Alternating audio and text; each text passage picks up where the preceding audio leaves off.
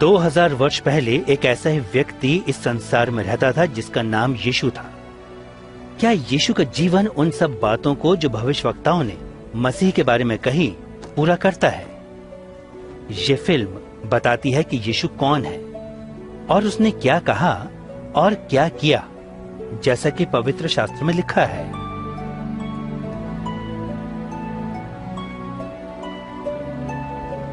इस फिल्म में एक कलाकार ने यीशु का पात्र निभाया है। कोई भी इस योग्य नहीं है कि ये कार्य कर सके, लेकिन इस फिल्म को इसलिए बनाया गया है कि लोग यीशु के बारे में और उसके जीवन के बारे में जान सके और उस आशीष को जिसका वादा परमेश्वर ने किया है प्राप्त कर सके। प्रिय थियोफिलस, मैं आपको क्रमानुसार उन सभी घटनाओं के बारे में लिख रहा हूं जो हमारे बीच घटी, ताकि आप हर बात के बारे में संपूर्ण सत्य को जान सकें।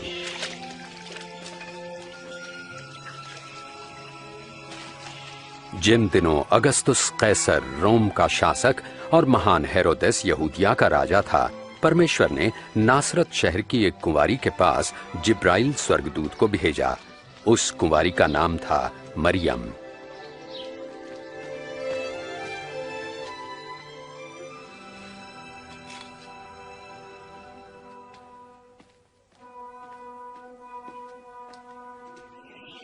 भयभीत न हो मरियम, आप पर परमेश्वर का अनुग्रह हुआ है। आप गर्भवती होंगी और एक पुत्र उत्पन्न होंगे और आप उनका नाम यीशु रखना। ये कैसे हो सकता है? मैं तो कुंवारी हूँ। पवित्र आत्मा आप पर उतरेगा, इस कारण वे पवित्र बालक परम प्रधान परमेश्वर के पुत्र कहलाएंगे तथा उनके राज्य का कभी अंत ना होगा। मरियम यहूदिया के एक नगर अपनी चचेरी बहन एलिशिबा के पास गईं, जो स्वयं अद्भुत रूप से गर्भवती थी। एलिशिबा, मरियम, बहन मरियम, तुम सब स्त्रियों में धन्य हो। धन्य है वो बालक जो तुम जनोगी, कि जैसे ही मैंने तुम्हारा प्रणाम सुना, बच्चा आनंद से मेरे गर्भ में उछल पड़ा। मेरा प्राण प्रभु की स्तुति करता है और मेरी आत्मा मेरे उद्धारकर्ता परमेश्वर में खुश हुई। अब से सब युग के लोग मुझे धन्य कहेंगे।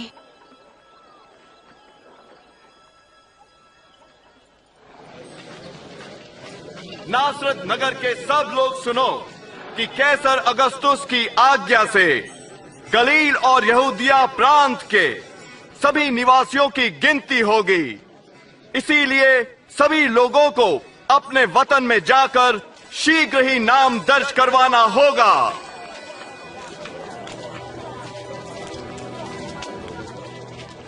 और मरियम अपने मंगेतर यूसुफ के साथ नाम लिखाई के लिए यहूदिया के नगर बेतलहम गईं।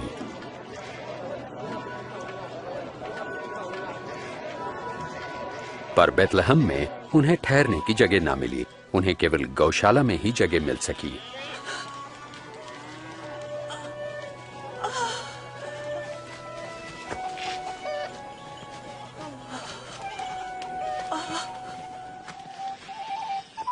देश के उस भाग में कुछ चरवाहे रात के समय अपनी भेड़ों की देखभाल कर रहे थे। तभी परमेश्वर का स्वर्गदूत प्रकट हुआ और परमेश्वर के तेज ने उन्हें घेर लिया। आज के दिन दाऊद के नगर में तुम्हारे लिए एक उद्धारकर्ता जन्मे हैं, अर्थात मसीह प्रभु।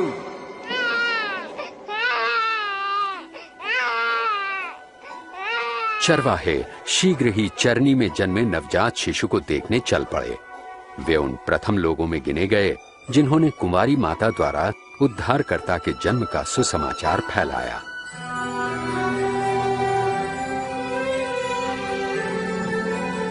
एक हफ्ते बाद जब बालक के खतने का समय आया तो उसका नाम यीशु रखा गया। यूसुफ और मरियम बालक को परमेश्वर के सम्मुख प्रस्तुत करने यरूशलेम ले गए। आराधनालय में शिमोन नामक एक धर्मी और भक्त पुरुष थे जिन्हें पवित्र आत्मा से आश्वासन मिला था कि जब तक वे बालक मसीह का दर्शन न कर लें, मृत्यु को न देखेंगे। परमेश्वर, अब आप अपने सेवक को अपने वचन अनुसार शांति से अपने पास बुला लें।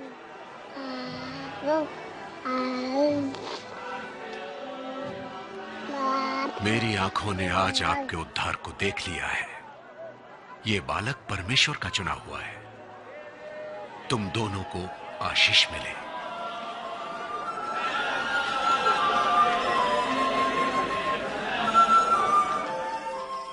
मूसा की व्यवस्थानुसार जब वे धार्मिक कर्तव्यों को पूरा कर चुके तो यरूशलेम से वापस नासरत लौट आए। जब यीशु 12 वर्ष के हुए तो मरियम और यूसुफ उन्हें फसह के पर्व के लिए यरूशलेम ले गए। लौटते समय उन्होंने सोचा कि बालक यीशु उनके साथ है, परंतु यीशु पीछे ही छूट गए थे। उन्हें ढूंढने के लिए वापस शहर लौटे और तीसरे दिन यीशु को आराधनालय में धार्मिक गुरुओं के साथ वार्तालाप करते पाया। यह किसका पुत्र है जो ऐसे प्रश्न पूछता है? हम नासरत से हैं। हमने सोचा ये हमारे साथी है। कृपया आप इसे क्षमा कीजिए। बालक यीशु की बातों ने सबको चकित कर दिया।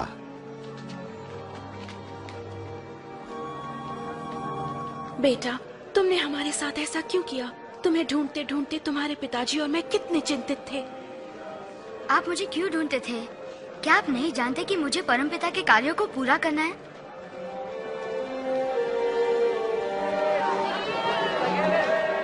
और यीशु उनके साथ नासरत लौटे और परमेश्वर एवं मनुष्य के अनुग्रह में बुद्धि और शरीर से बढ़ने लगे।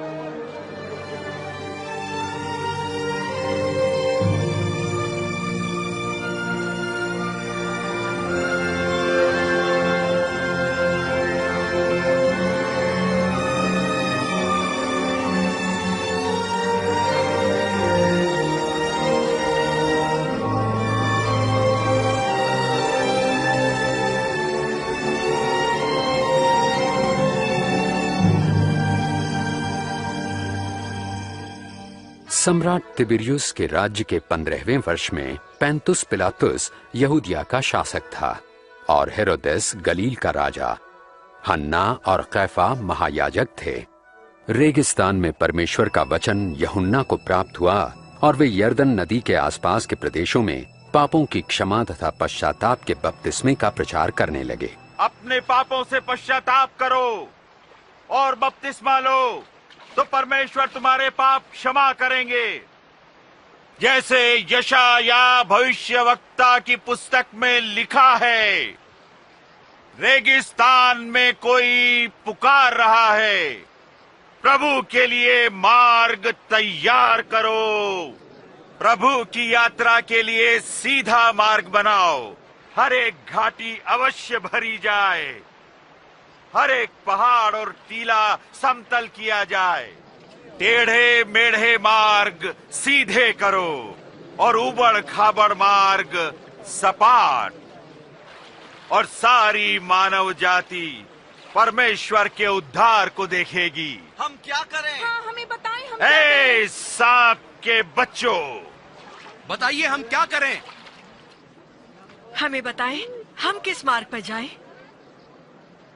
अगर किसी के पास 2 कमीजें हैं, वो एक उस मनुष्य को दे जिसके पास नहीं है, और जिसके पास भोजन है वो अवश्य बांटे।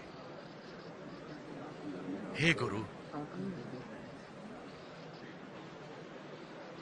हम चुंगी लेने वाले हैं, हम क्या करें? निर्धारित से अधिक चुंगी तुम मत लो। और हमें बताएं, हमें क्या करना चाहिए? किसी से भी जबरन धन मत लो और न किसी पर झूठा दोष लगाओ। अपनी कमाई में संतुष्ट रहो।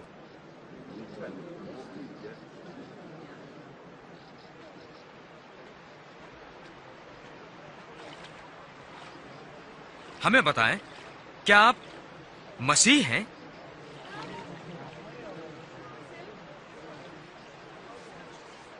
मैं तुम्हें पानी से बपतिस्मा देता हूं, परंतु एक आ रहे हैं जो मुझसे कहीं अधिक महान है। मैं तो उनके जूतों के बंधन खोलने लायक भी नहीं। वे तुम्हें पवित्र आत्मा और आग से बपतिस्मा देंगे। उनका सूप उनके हाथों में है, ताकि वे गेहूं को भूसी से अलग करके अपने खत्ते में रखें।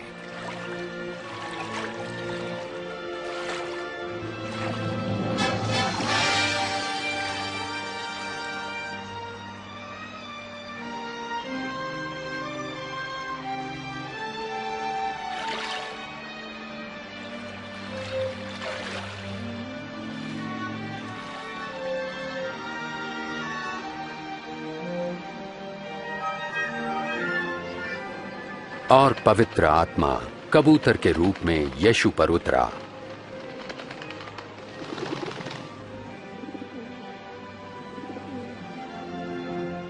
और स्वर्ग से आवाज आई, तुम मेरे प्रिय पुत्र हो, मैं तुमसे प्रसन्न हूं।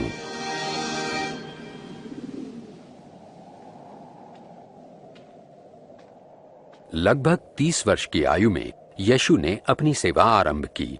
पवित्र आत्मा से परिपूर्ण यीशु यरदन से लौटे। आत्मा से प्रेरित वो 40 दिन तक बयाबान में रहे, जहां शैतान उनकी परीक्षा करता रहा।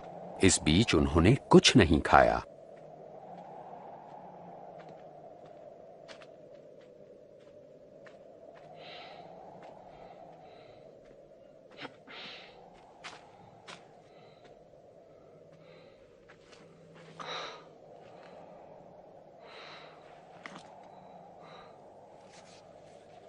तब शैतान ने उनसे कहा, यदि आप परमेश्वर के पुत्र हैं तो इस पत्थर को रोटी बन जाने की आज्ञा दें।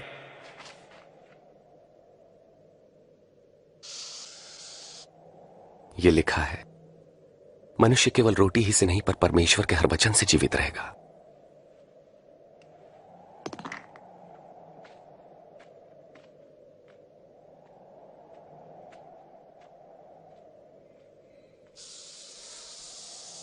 तब शैतान उन्हें ऊंचे स्थान पर ले गया और पल भर में जगत के सारे राज्य दिखाए।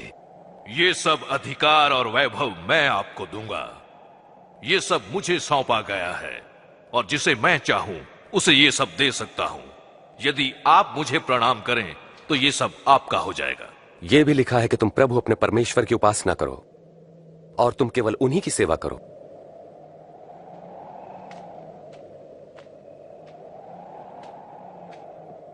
फिर शैतान उन्हें यरूशलेम आराधनालय के गुंबद पर ले गया। यदि आप परमेश्वर के पुत्र हैं तो अपने आप को यहां से गिरा दें, क्योंकि पवित्र शास्त्र में लिखा है कि परमेश्वर अपने स्वर्गदूतों को आज्ञा देंगे कि वे आपकी रक्षा करें। वे आपको हाथों हाथ उठा लेंगे ताकि आपके पांव को पत्थर से ठेस तक न लगे। धर्मशास्त्र कहता है, तुम प्रभु अपने परमेश्वर की परीक्षा न करो।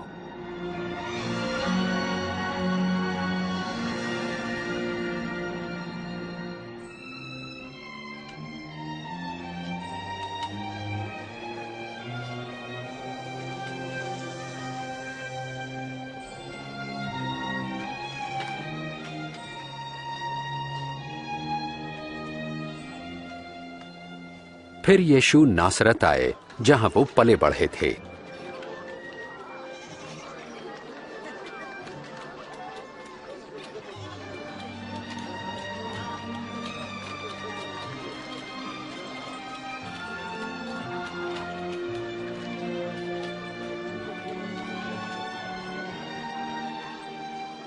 कैसी हो? अच्छी हूँ।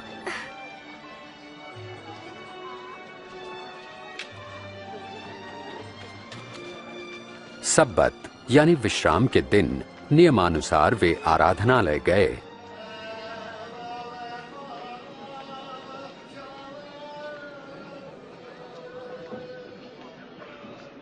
और उन्हें यशायाह भविष्यवक्ता की पुस्तक से एक भाग पढ़ने को कहा गया।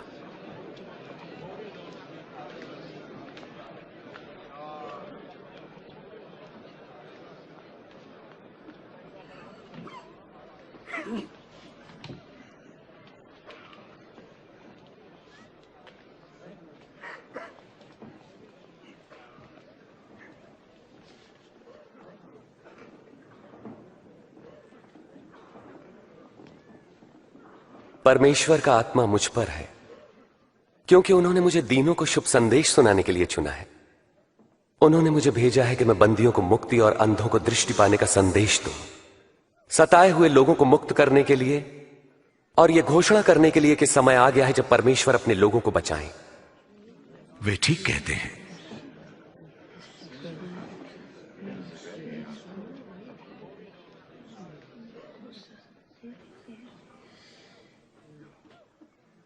आज धर्मशास्त्र का ये लेख पूरा हुआ, जैसा तुमने अभी सुना।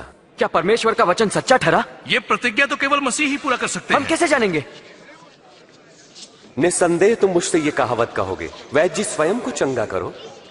तुम मुझसे यह भी कहोगे अपने शहर में भी वही करो जैसा हमने सुना आपने कफरनहूम में किया। मैं तुमसे कहता हूं कि कोई भी भविष्यवक्ता अपने शहर में सम्मान नहीं पाता।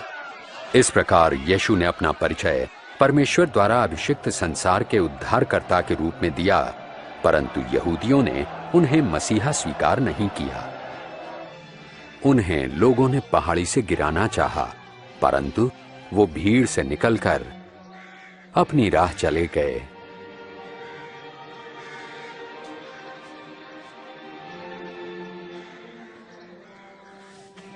और गलील के नगर कफरनहूम पहुंचे।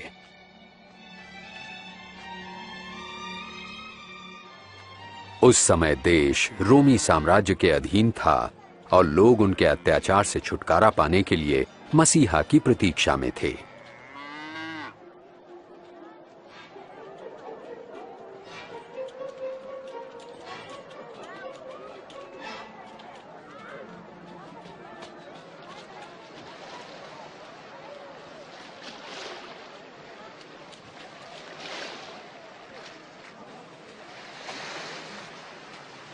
तुम्हें शांति मिले। आपको भी स्वामी। तुम्हारी नाव में आ सकता हूं शिमोन? क्यों नहीं? यीशु हमें छोड़कर नहीं जा रहे हैं ना? स्वामी हमें कुछ बताइए। हमें कुछ बताएं। प्रभु यीशु हमें उपदेश दें।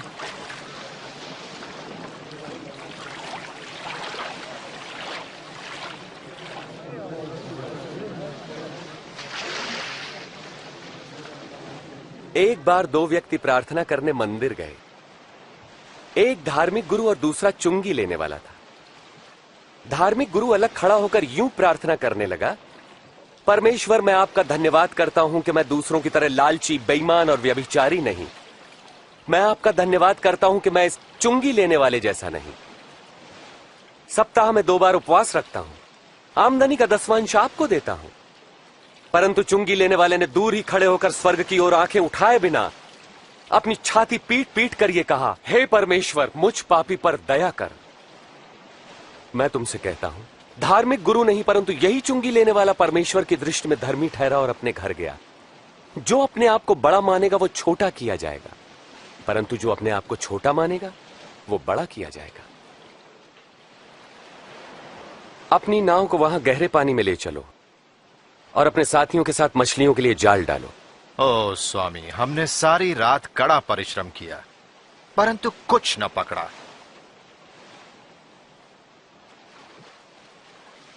यदि आप कहते हैं तो मैं जाल डाले देता हूं। याकूब, यूहन्ना,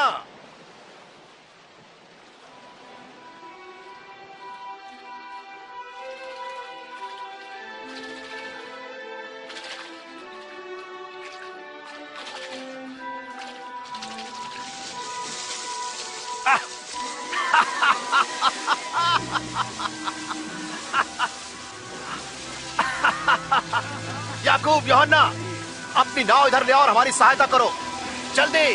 हम नहीं आ सकते, बहुत काम है।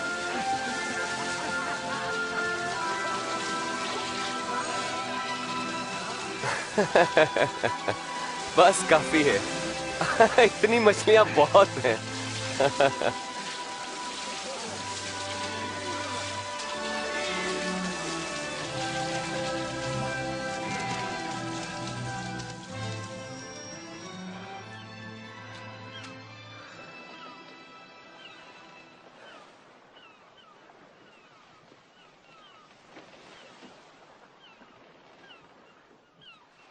प्रभु मेरे पास से चले जाइए, मैं एक पापी मनुष्य हूं। तुम डरो मत, अब से तुम लोगों को मेरे पास लाओगे।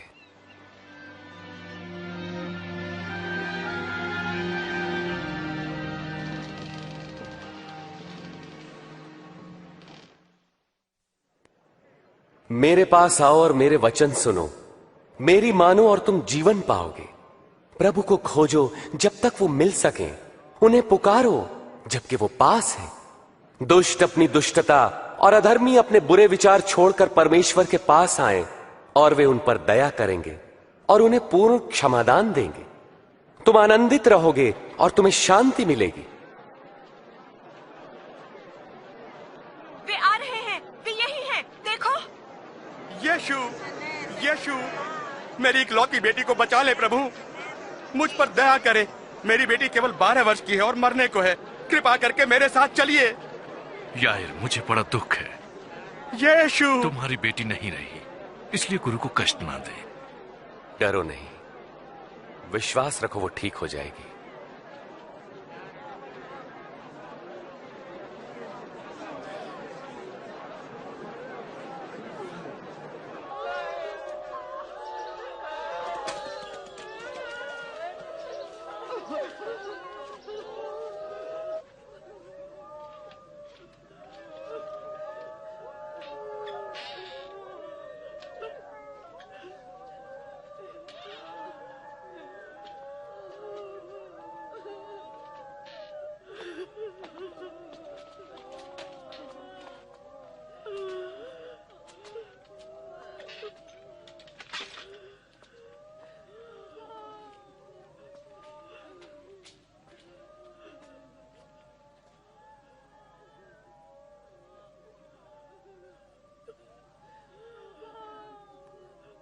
तुम रो मत, वो मरी नहीं है, वो तो बस सो रही है।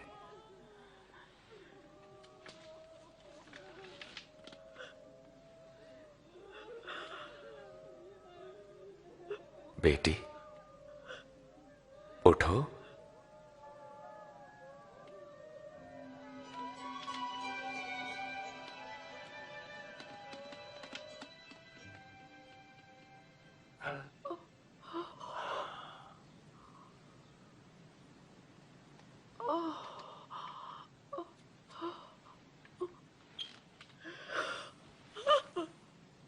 इसे कुछ खाने को दो।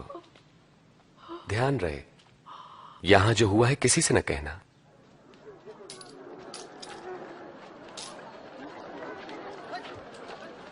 उसके बाद उसने चुंगी लेने वाले मत्ती लेवी को चुंगी स्थल पर बैठे देखा।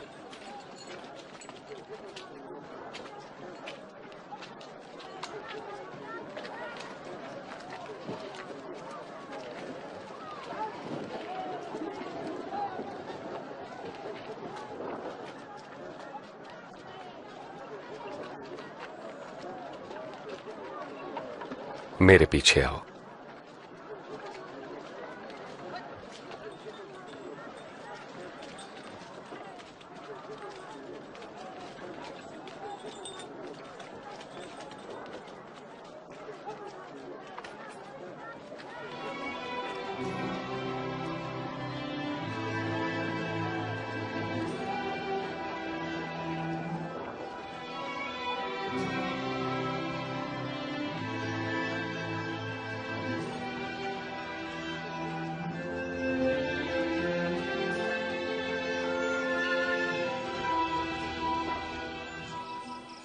और यीशु प्रार्थना करने पहाड़ी पर गए, जहां वे सारी रात परमेश्वर से प्रार्थना करते रहे।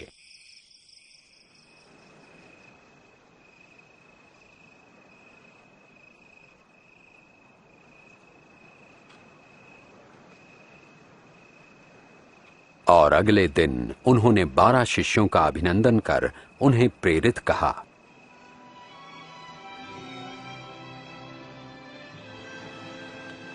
शिमोन, जिसे उन्होंने पतरस नाम दिया, और उसका भाई आंद्रियास, याकूब,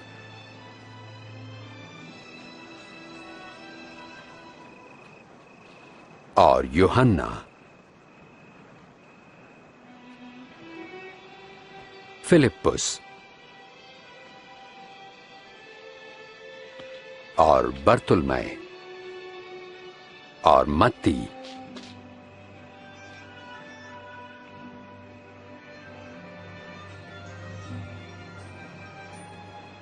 और थोमा, याकूब हल्फई का पुत्र, और शिमोन जो जलोतिस कहलाता था, यहूदा जो याकूब का भाई था, और यहूदा इस्करियोती जो विश्वासघाती निकला।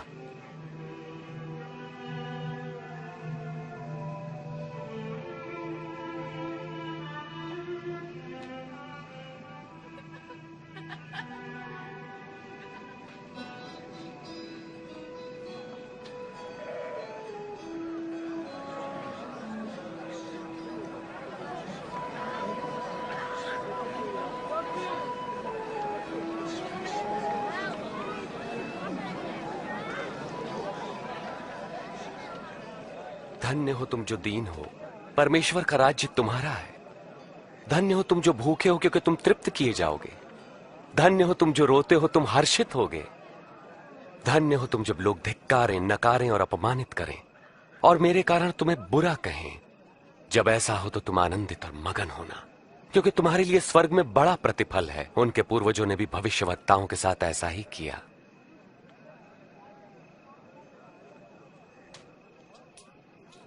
16, 17, 18, 19, 20। मेरे पास बस इतना ही है। क्या मतलब तुम्हारा इतना ही है तुम्हारे पास? हाय तुम पर जो अब धनी हो, तुमने आराम का जीवन बिता लिया।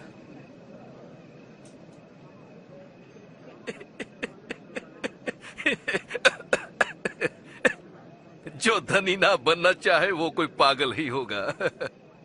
हाय तुम पर जो अब हंसते हो, तुम रोगे और विलाप करोगे। अफसोस जब लोग तुम्हारी बड़ाई करें, क्योंकि उनके पूर्वजों ने भी झूठे भविष्यवक्ताओं के लिए यही किया। पर मैं तुम लोगों से कहता हूं, शत्रुओं से प्रेम रखो, घृणा करने वालों का भला करो, जो श्राप दे उन्हें आशीष दो, बुरा करने वालों के लिए प्रार्थना करो।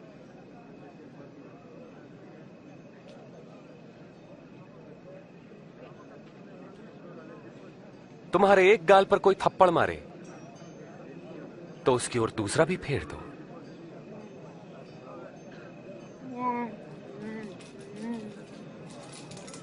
कोई तुम्हारा अंगर खा ले तो अपनी कमीज भी उसे दे दो।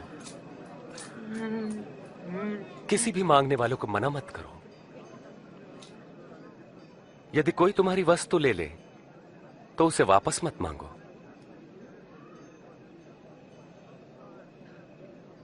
तुम वही करो जैसा व्यवहार तुम दूसरों से चाहते हो।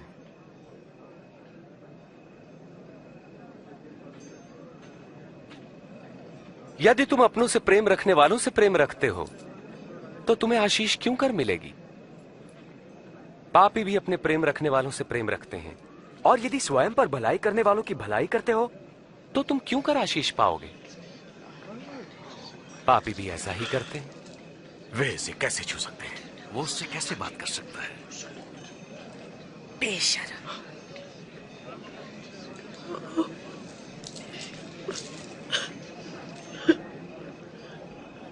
नहीं, शत्रुओं से प्रेम रखो, उनका भला करो, उधार देकर वापसी की आशा न रखो, तब तुम्हें बड़ा प्रतिफल मिलेगा।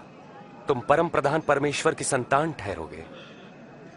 वो दुष्टों और आभार न मानने वालों पर भी कृपालु है। दयावंत बनो जैसा तुम्हारा परम पिता दयावंत है। यीशु हमें बचाइए। आरोप मत लगाओ तो तुम पर भी नहीं लगेगा। दोष मत लगाओ तो तुम पर भी दोष नहीं लगेगा। क्षमा करो तो तुम्हें भी क्षमा मिलेगी। प्रभु हमें अपने मार्ग पे चलाएं।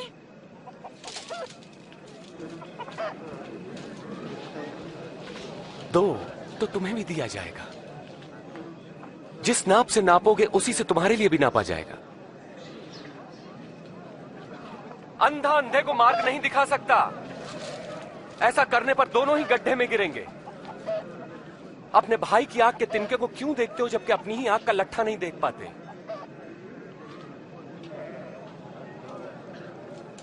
प्रभु हमारा मार्गदर्शन करें। प्रभु हमें आपकी आवश्यकता है। धन्य है वो माता जिन्होंने आपको जन्म दिया और पाला। पर वे कितने धन्य हैं जो परमेश्वर का वचन सुनते और मानते हैं। मैं इस व्यक्ति को जानना चाहूंगा। तुम्हारा क्या ख्याल है, वे मसीह हैं?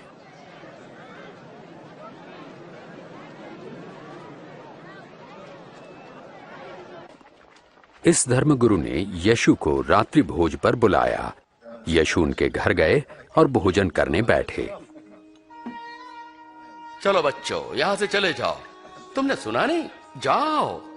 बड़े शरारती हैं ये बच्चे।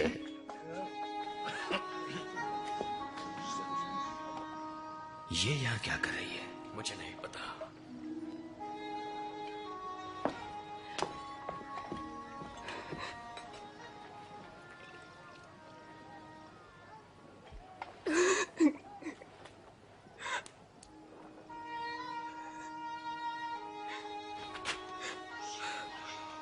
ये कर क्या रही है?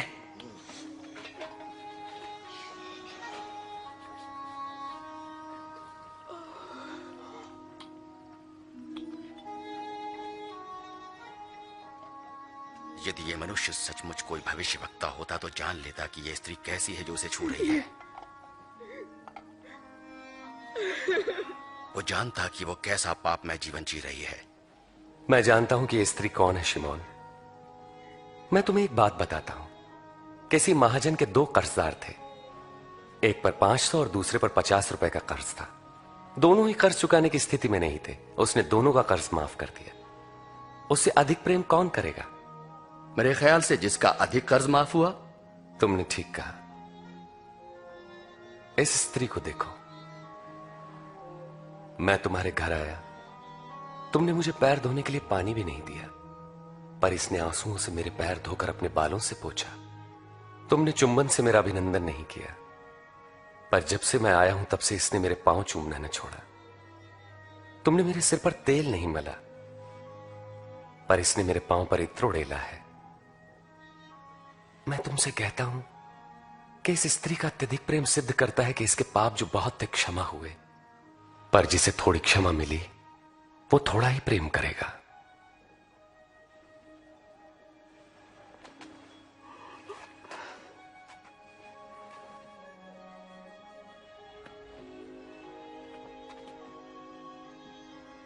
तुम्हारे पाप क्षमा हुए।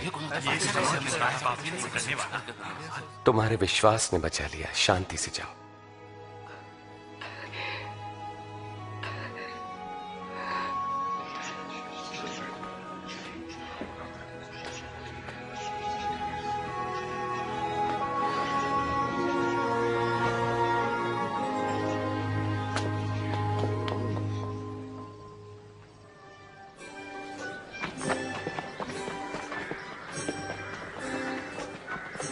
प्रभु यीशु जगह जगह परमेश्वर के राज्य का शुभ संदेश देने लगे। उनके साथ थे 12 शिष्य और दुष्ट आत्माओं से मुक्त की गई कुछ स्त्रियां। मरियम जो मगदलीनी कहलाती थी, योअन्ना जिसका पति खोजा हेरोदेस के दरबार में भंडारी था, और सुसन्ना।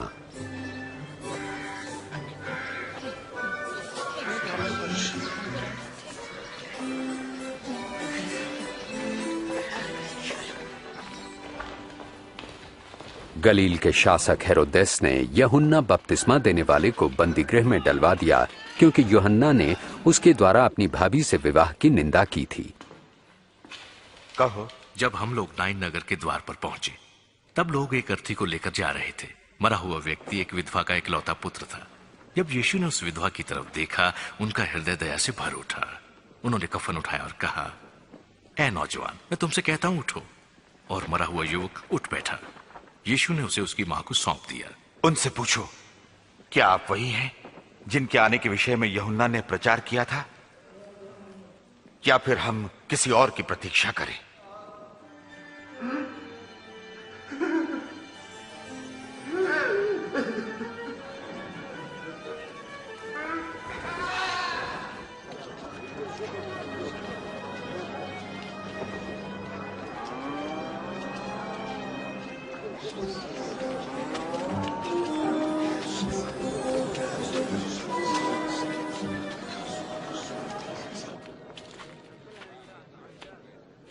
गुरुजी,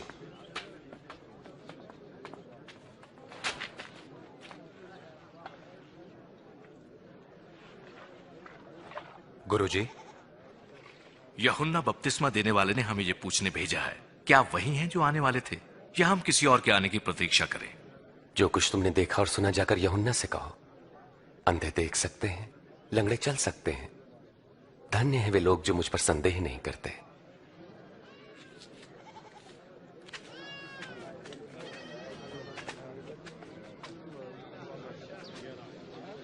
कृपया मुझे उठा लीजिए। आ जाओ मेरे कंधे पे। अब तुम देख सकते हो? हाँ, मैं यीशु को देख सकता हूँ। एक बीज बोने वाला बीज बोने निकला। बोते हुए कुछ बीज मार्ग के किनारे गिरे और रौंद डाले गए, और पक्षियों ने उन्हें चुग लिया।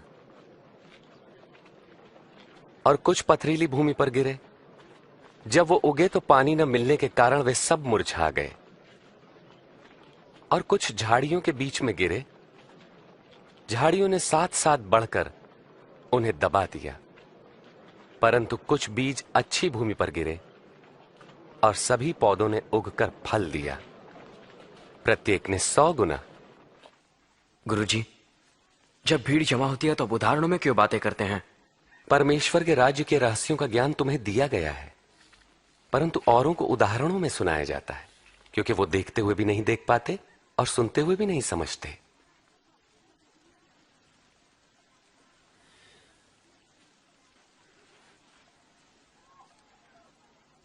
इस उदाहरण का अर्थ यह है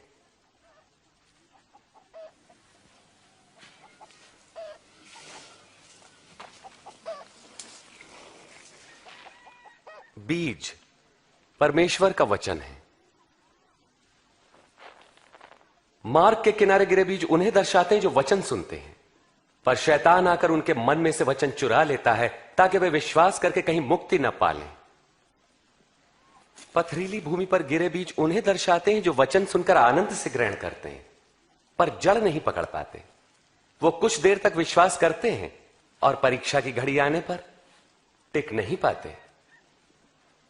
झाड़ियों में गिरे बीज उन्हें दर्शाते हैं जो वचन सुनते हैं, परंतु जीवन की चिंताओं, धन, मोह व भोग विलास में फंसने से उनके फल कभी नहीं पकते।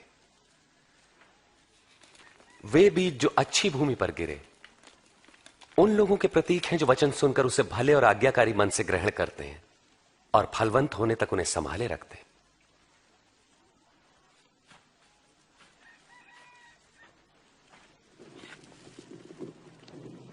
दिया जलाकर कोई बर्तन से नहीं ढांकता और ना ही खाट के नीचे रखता है, बल्कि उसे दीवार पर रखता है ताकि भीतर आने वालों को उससे प्रकाश मिले।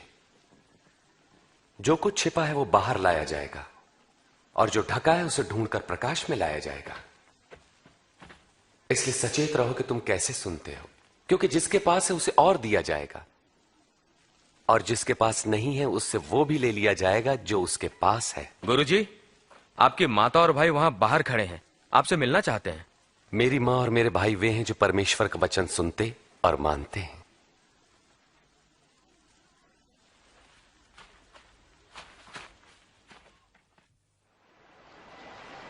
एक दिन प्रभु यीशु अपने शिष्यों के साथ एक नाव पर बैठे और उनसे कहा, आओ हम झील के पार चलें। नाव चल रही थी और यीशु सो गए।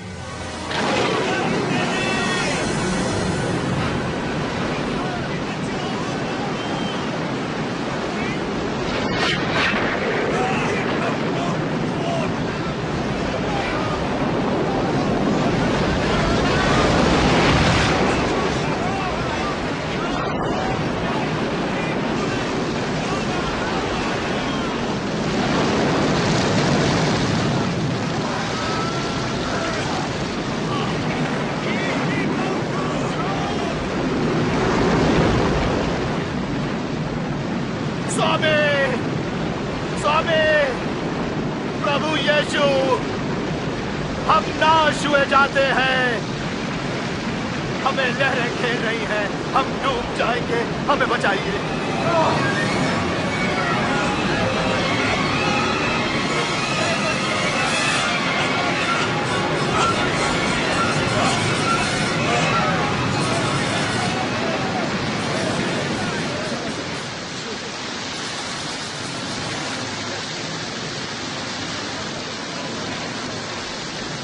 अब हम बच जाएंगे।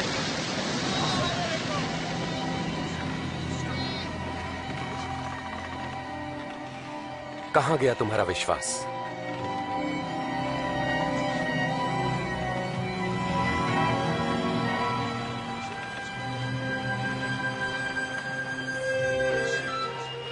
और वे गरासिनियों के देश पहुंचे जो झील के पार गलील के सामने था।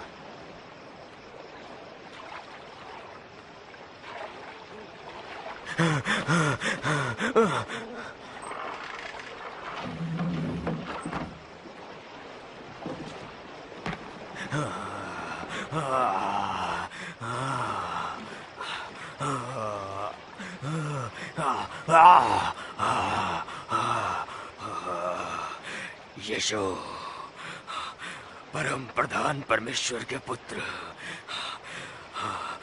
आप मुझसे क्या चाहते हैं? मैं आपसे विनती करता हूँ, मुझे दंड ना दे। क्या नाम है तुम्हारा?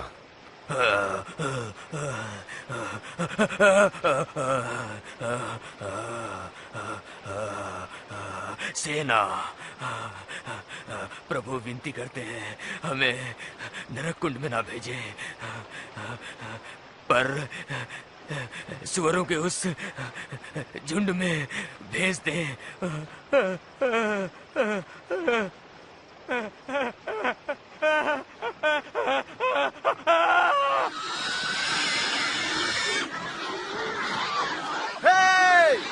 लौटो! रुको! रुको! और दुष्ट आत्माएं उसमें से निकलकर आ जाओ! सुअरों में समा गई।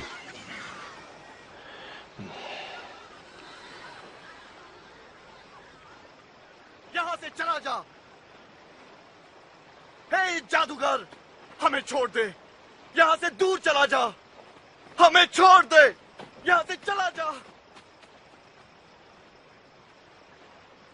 आप जहां जाएंगे मैं भी साथ चलूंगा। मुझे अपने साथ आने दें। घर लौट जाओ। परमेश्वर ने जो किया है वो बताओ।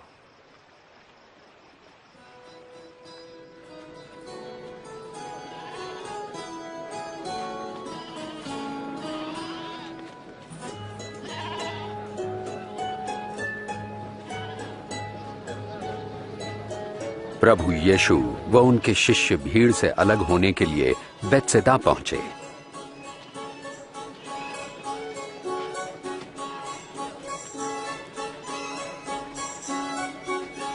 पर भीड़ को इसका पता चल गया तो वो प्रभु के पीछे हो ली।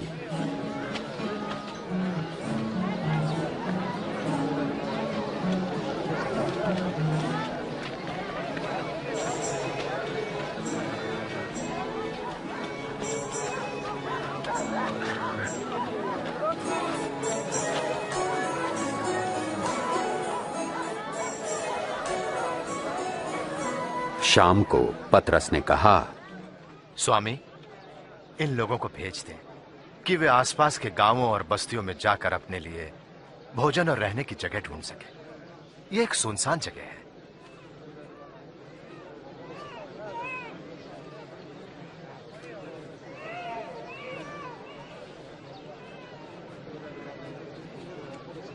तुम स्वयं इनके भोजन का प्रबंध करो। लेकिन हमारे पास केवल 5 रोटियां और 2 मछलियां ही हैं।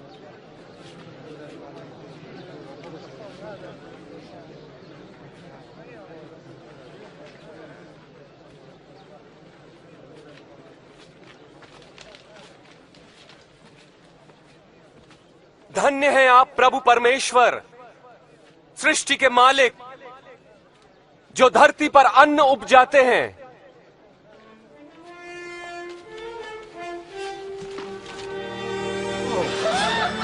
ये तो चमत्कार है। विश्वास नहीं होता।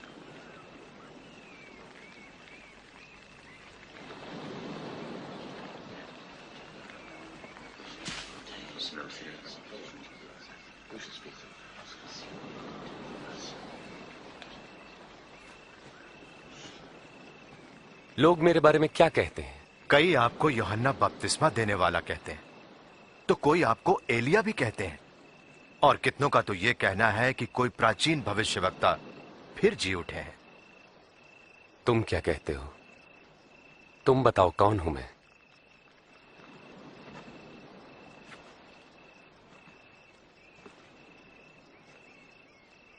आप परमेश्वर के मसीह हैं।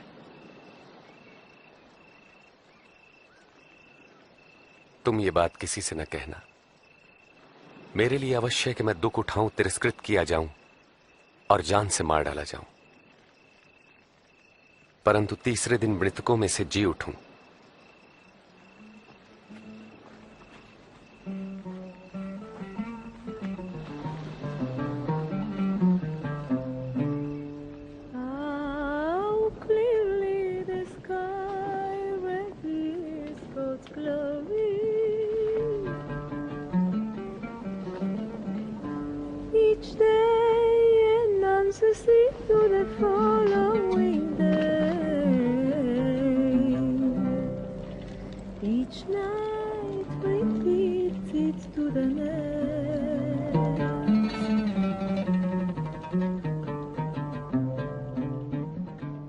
क्या तुम में से कोई मेरे साथ आएगा? मैं आपके पीछे चलूंगा गुरुजी, पर पहले जाके अपने घर वालों से विदा ले लूं। जो कोई अपना हाथ हल पर रखकर पीछे देखता वो परमेश्वर के राज्य के योग्य नहीं। यदि कोई मेरे साथ चलना चाहता है तो वो स्वयं से इनकार करे और प्रतिदिन अपना क्रूस उठाकर मेरे पीछे हो ले। क्योंकि जो कोई अपने प्राण बचाना चाहेगा वो उसे खोएगा, और जो कोई मेरे लिए अपने प्राण खोएगा वो उसे बचाएगा। यदि मनुष्य सारे जगत को प्राप्त कर अपने प्राण खो दे तो क्या लाभ? जो कोई मुझसे और मेरी शिक्षाओं से लजाता है तो मैं भी अपनी और पिता की व स्वर्गदूतों की महिमा सहित जब आऊंगा तो उस मनुष्य से लजाऊंगा।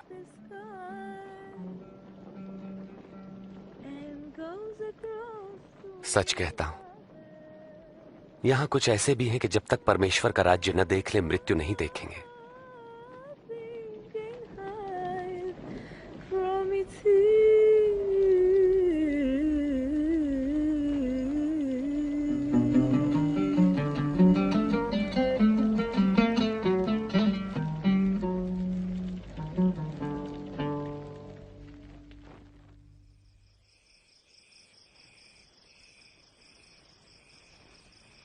तब प्रभु यीशु यूहन्ना, याकूब और पतरस के साथ पहाड़ पर प्रार्थना के लिए गए।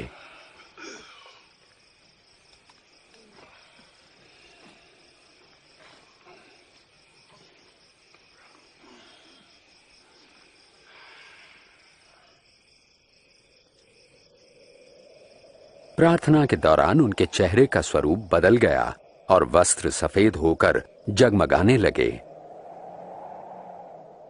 अचानक स्वर्गीय महिमा से परिपूर्ण भविष्यवक्ता मूसा और एलिया प्रभु यीशु से बातें करने लगे। आप परमेश्वर का उद्देश्य पूरा करेंगे। आपकी मृत्यु यरूशलेम में होगी।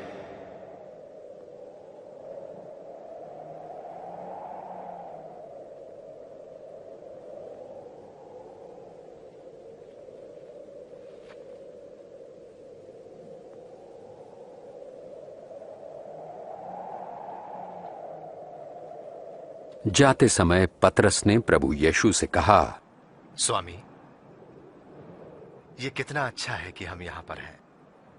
हम 3 मंडप बनाएंगे, एक आपके लिए। पतरस ये कह ही रहा था कि एक बादल ने उन्हें घेर लिया और शिष्य डर गए और बादलों से आवाज आई, ये मेरा पुत्र है जिसे मैंने चुना है, इसकी सुनो।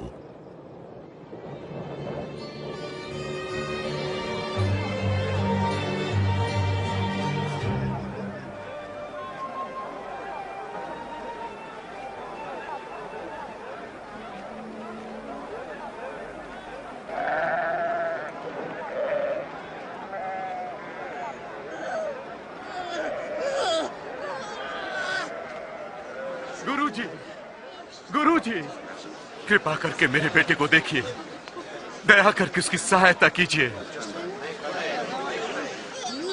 ये मेरी अकेली संतान है। मैंने आपके चेलों से दुष्ट आत्मा निकालने की विनती की, परंतु वे इसे न निकाल पाए। अविश्वासी और हठीले लोगों, मैं तुम्हारे साथ कब तक रहूं और तुम्हें सहता रहूं? अपने पुत्र को यहां लाओ।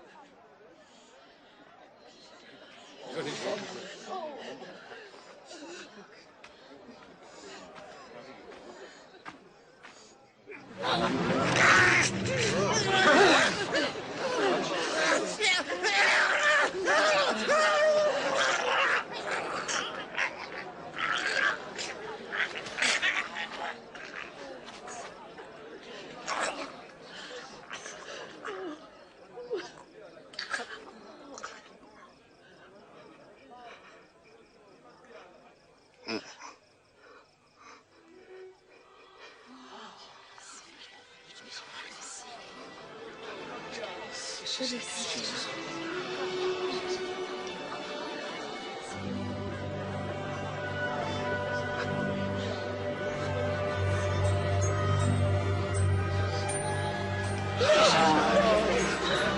इसका चेहरा भी ठीक हो गया। विश्वास नहीं होता।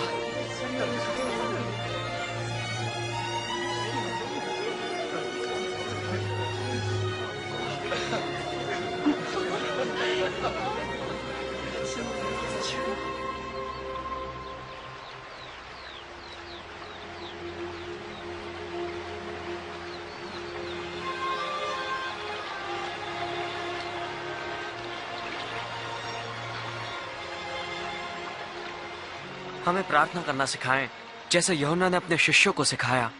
तुम इस तरह प्रार्थना करो, हे हमारे पिता आप जो स्वर्ग में हैं, आपका नाम पवित्र माना जाए, आपका राज्य आए, आपकी इच्छा जैसे स्वर्ग में वैसे ही पृथ्वी पर भी पूरी हो। हमारी प्रतिदिन की रोटी आज हमें दें, हमारे अपराधों को क्षमा करें जैसे हमने अपने अपराधियों को क्षमा किया है, और हमें परीक्षा में न पड़ने दें परंतु बुराई से बचाएं।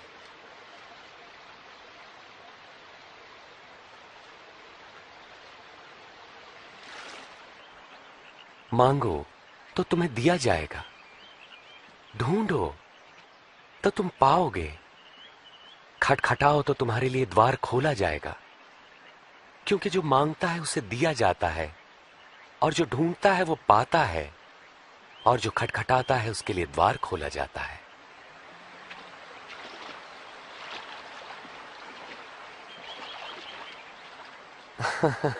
तुम में से ऐसा कौन पिता होगा जो अपने पुत्र को रोटी मांगने पर पत्थर देगा या पानी मांगने पर उसे जहर देगा?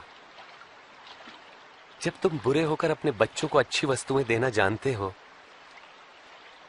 तो तुम्हारा परम पिता परमेश्वर अपने मांगने वालों को पवित्र आत्मा क्यों न देगा? मैं कहता हूं, अपने प्राणों की चिंता न करो कि हम क्या खाएंगे, और ना ही अपने शरीर की कि क्या पहनेंगे, क्योंकि प्राण भोजन से बढ़कर है और शरीर वस्त्र से बढ़कर। पक्षियों पर ध्यान दो, वे न बोते हैं, न काटते हैं, और ना ही उनके कोई भंडार हैं, फिर भी परमेश्वर उन्हें खिलाता है। और तुम तो पक्षियों की तुलना में कहीं बढ़कर हो।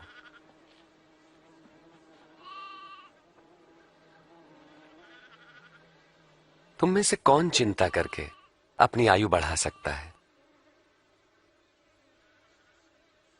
जब तुम ये छोटा सा काम नहीं कर सकते तो बाकी चिंता क्यों करते हो?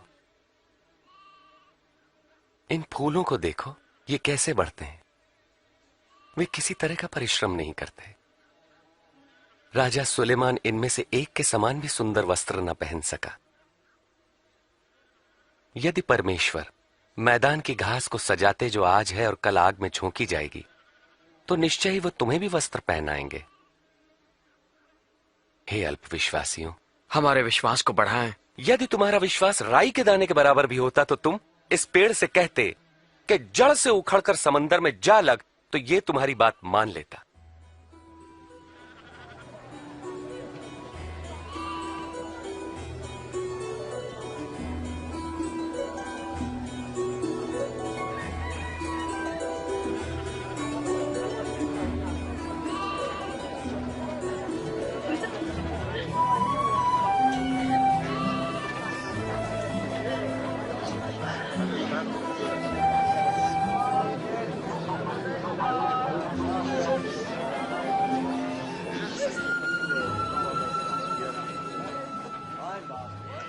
पाप में पढ़ने की परीक्षाएं अवश्य आती है, परंतु अफसोस जिसके द्वारा वे आती है। जो किसी के लिए पाप का कारण बनता है, उसके लिए यही ठीक है कि उसके गले में भारी पत्थर लटकाकर समुद्र में डाल दिया जाए। परमेश्वर का राज्य किसके समान है? वो ऐसा है, एक मनुष्य राई का दाना लेकर अपने खेत में बोता है, और वो पौधा बढ़कर पेड़ बन जाता है, और पक्षी उसकी डालियों पर घोंसला बनाते हैं। मुझे नहीं पता ये क्या कह रहा है। तुम चुंगी लेने वालों और अन्य पापियों के साथ क्यों खाते पीते हो? स्वस्थ लोगों को वैद्य की आवश्यकता नहीं होती, परंतु रोगियों को है।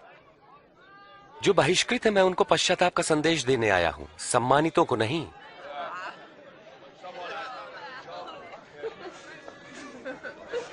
हमें स्वर्ग के राज्य के बारे में बताएं। क्या और भी कुछ है? ऐ मेरे लोगों, भयभीत ना हो। परम पिता की ये इच्छा है कि तुम्हें राज्य दें। अपना सब कुछ बेचकर पैसा गरीबों को दान कर दो और ऐसे बटुए बनाओ जो फटते नहीं। स्वर्ग में धन इकट्ठा करो जहां वो घटता नहीं, क्योंकि कोई चोर वहां नहीं पहुंच सकता, न ही कीड़ा उसे नष्ट कर सकता है। जहां तुम्हारा धन होगा वहीं तुम्हारा मन भी लगेगा।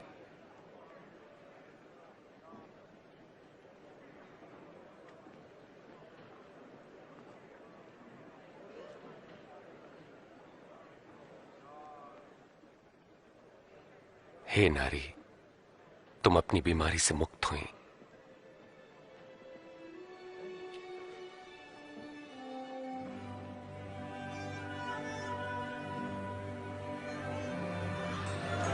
देखो, देखो ये चंगी हो गई। ये तो चमत्कार है। देखो ये चंगी हो गई। आओ देखो। परमेश्वर की महिमा हो। 18 साल परमेश्वर आपको सुखी रखे। हफ्ते में 6 दिनों तक हम काम कर सकते हैं, तो चंगाई के लिए हम इनमें से किसी भी दिन आ सकते हैं, मगर विश्राम के दिन नहीं।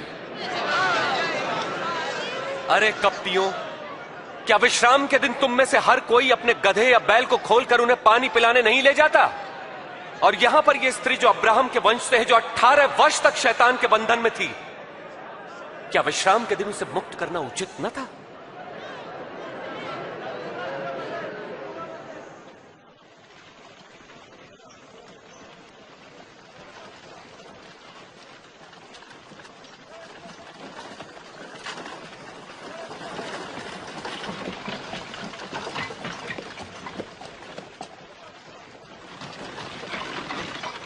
हे उत्तम गुरुजी, अनंत जीवन पाने के लिए मुझे क्या करना चाहिए?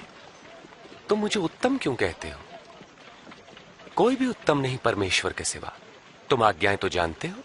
व्यभिचार न करना, हत्या न करना, किसी पर झूठे आरोप न लगाना, अपने माता पिता का आदर करना। परंतु ये सभी आज्ञाएं तो मैं बचपन से ही मानता आया हूं। तुम्हारे लिए भी एक काम करना आवश्यक है। अपना सब कुछ बेचकर धन गरीबों को बांट दो, तुम्हें स्वर्ग में धन मिलेगा। फिर मेरे पीछे हो लो। मगर हम तो व्यापारी हैं, बहुत धनवान। धनवान का परमेश्वर के राज्य में प्रवेश कितना कठिन है। धनवान के लिए परमेश्वर के राज्य में प्रवेश मुश्किल है, जबकि ऊंट का सुई के नाके से निकलना सहज है। तो फिर कौन मुक्ति पा सकता है? जो मनुष्य के लिए असंभव है वो परमेश्वर के लिए संभव है। वास्तव में कहां होगा ये परमेश्वर का राज्य? परमेश्वर का राज्य प्रकट रूप से नहीं आता। कोई ये नहीं कह सकता कि देखो ये यहां है या वहां है, क्योंकि परमेश्वर का राज्य तुम में है। वो समय आएगा जब तुम परमेश्वर के पुत्र के आगमन का दिन देखना चाहोगे, पर देख ना पाओगे।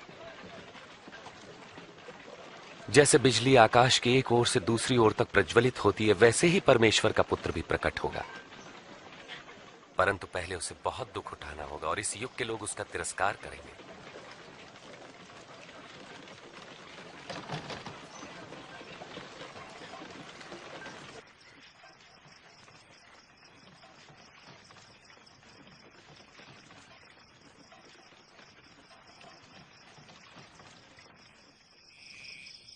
आकाश और पृथ्वी का टल जाना सहज है, परंतु परमेश्वर के वचन का एक शब्द निष्फल न होगा।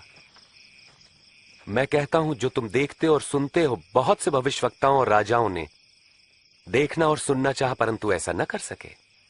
हम क्या करें? धर्मशास्त्र क्या कहता है? इसका क्या अर्थ है? तुम अपने प्रभु परमेश्वर को संपूर्ण हृदय, संपूर्ण प्राण, संपूर्ण सामर्थ्य, संपूर्ण मन से प्रेम करो। पड़ोसी को अपने समान प्रेम करो। तुमने ठीक कहा, यही करो तो जीवित रहोगे। मेरा पड़ोसी कौन है? वे सैनिक तो नहीं। क्या राजा होगा? एक बार एक मनुष्य यरूशलेम से यरीहो जा रहा था। तब डाकुओं ने हमला किया और लूटकर उसे अधमरा छोड़कर चले गए।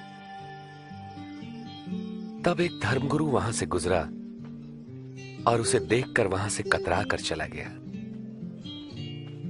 इसी प्रकार एक पुरोहित भी वहां से निकला, पास आया, उस व्यक्ति को देखा और मुंह फेर कर चला गया। परंतु एक दलित ने मार्ग से गुजरते समय उस घायल मनुष्य को देखा और उसका हृदय दया से भर गया। उसने घायल के पास जाकर घावों को साफ किया, फिर उसे अपनी सवारी पर बैठाकर वो एक सराय में ले गया जहां उसकी सेवा टहल की। दूसरे दिन मालिक को कुछ रुपए देकर उसकी देखभाल करने को कहा और कहा, जो कुछ खर्च आएगा मैं लौटने पर तुम्हें दे दूंगा। इन तीनों में से किसने डाकुओं द्वारा लुटे व्यक्ति से अच्छे पड़ोसी का फर्ज निभाया? जिसने उस पर दया की। फिर तुम भी यही करो। बच्चों को मेरे पास आने दो और उन्हें मना मत करो, क्योंकि परमेश्वर का राज्य ऐसों का ही है। मैं तुमसे सच कहता हूं, जो कोई परमेश्वर के राज्य को एक बालक की तरह ग्रहण नहीं करता, वो उसमें कभी प्रवेश न करेगा। जो कोई मेरे नाम से इस बालक का स्वागत करता है, मेरा करता है। जो मुझे स्वीकार करता है, मेरे भेजने वाले को करता है। तुम में सबसे छोटा ही सबसे महान है।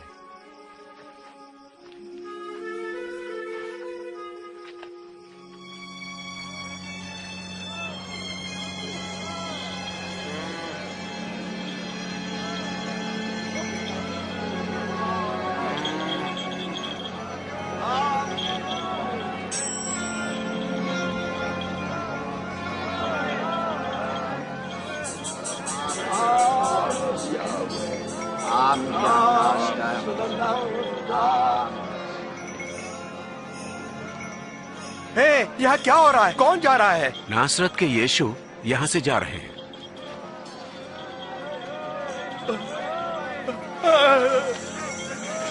यीशु, प्रभु यीशु, हे दाऊद की संतान, मुझ पर दया करे।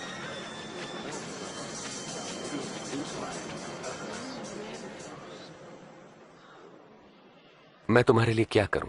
मैं फिर से देखना चाहता हूं।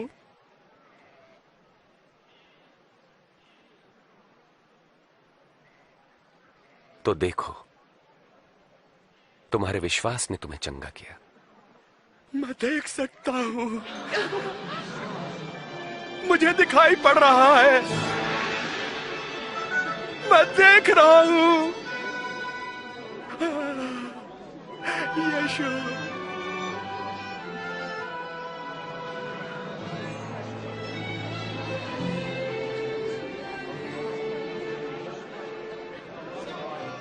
यरूशलेम जाते समय हर जगह प्रभु यीशु को भारी भीड़ मिली। लोग उनसे उद्धार का मार्ग और परमेश्वर के राज्य के बारे में और जानना चाहते थे।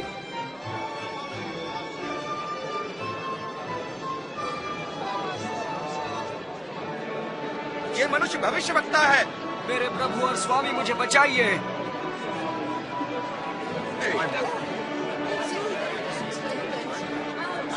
हे प्रभु, हमें बचाएं, हमें बचाएं। प्रभु की स्तुति हो। हमें सच्ची राह दिखाइए प्रभु। लोगों ने प्रभु यीशु को अपने प्रभु और स्वामी के रूप में स्वीकार करना प्रारंभ कर दिया। दर्शन को उत्सुक यरीहो नगर में जकई नाम का चुंगी लेने वाला यीशु को देखने की उत्सुकता में पेड़ पर चढ़ गया। जकई, जल्दी नीचे उतरो, क्योंकि आज मुझे तुम्हारे घर ठहरना है। मेरे घर?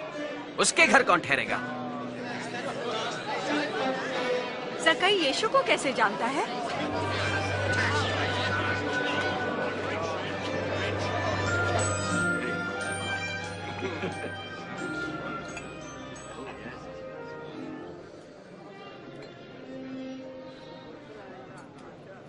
सुनो, मैं अपनी संपत्ति का आधा भाग गरीबों को दे दूंगा। अगर मैंने किसी को ठगा है तो मैं उसे 4 गुना लौटा दूंगा।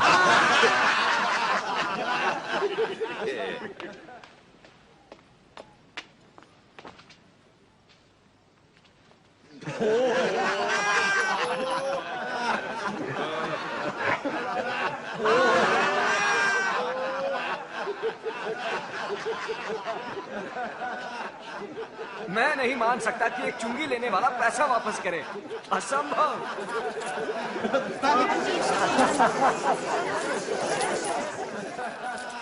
आज इस घर में मुक्ति आई है। ये मनुष्य भी इब्राहिम के वंश से ही है।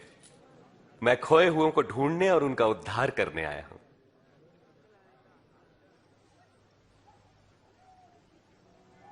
सुनो, हम यरूशलेम जा रहे हैं, जहां मेरे विषय में की गई भविष्यवक्ताओं की हर भविष्यवाणी पूरी होगी। मुझे अन्य जातियों के हाथ सौंपा जाएगा। वे मेरा उपहास करेंगे, मुझे अपमानित कर मुझ पर थूकेंगे, कोड़े लगाएंगे और मार डालेंगे। परंतु तीसरे दिन मैं जी उठूंगा।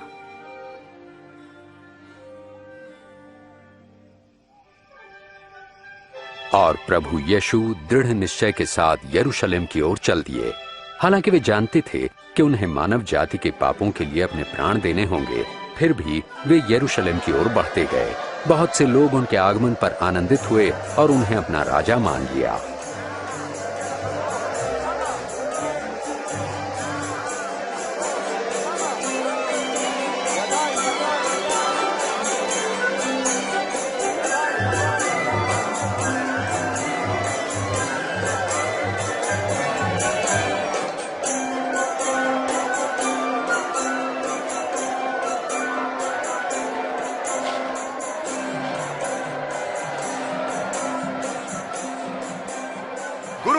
अपने शिष्यों को आज्ञा दे कि वे शांत रहें। मैं कहता हूं, यदि ये चुप रहे तो स्वयं ये पत्थर चिल्ला उठेंगे।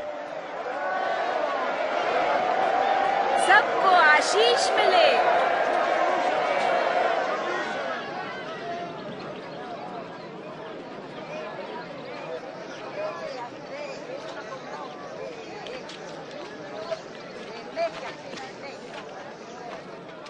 प्रभु यीशु यरूशलेम के निकट पहुंचे।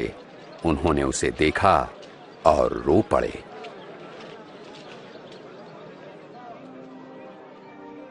भला होता यदि तू आज अपनी शांति का मार्ग जान लेता, परंतु तू इसमें असफल रहा। वे दिन आएंगे जब तेरे शत्रु मोर्चा बांधकर तुझे घेर लेंगे और चारों ओर से तुझ पर प्रहार करेंगे।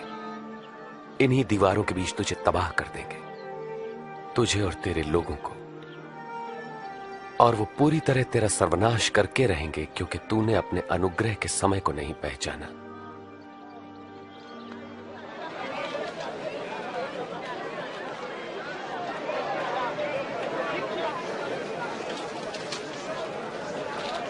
यरूशलेम का पवित्र मंदिर आराधना का स्थान होने के बजाय व्यापार का केंद्र बन चुका था।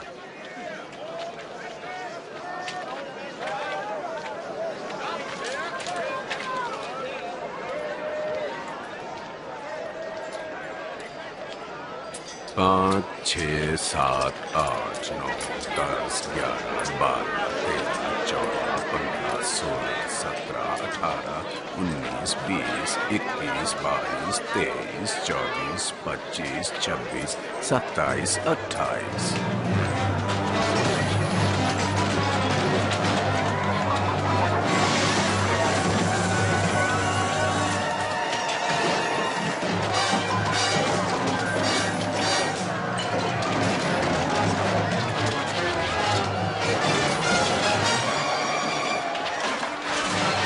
ये लिखा है, मेरा घर प्रार्थना का घर होगा, परंतु तुमने उसे डाकुओं की खो बना दिया। ये मेरे जानवरों को भगा रहा है। रोको उसे, रोको उसे।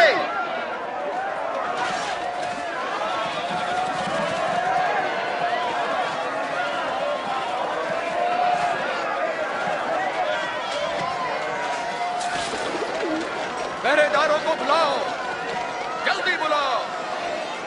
कुछ राजनीतिज्ञों और धर्म गुरुओं में प्रभु यीशु के प्रति विरोध उभरने लगा, क्योंकि लोग उन्हें राजा मानने लगे थे।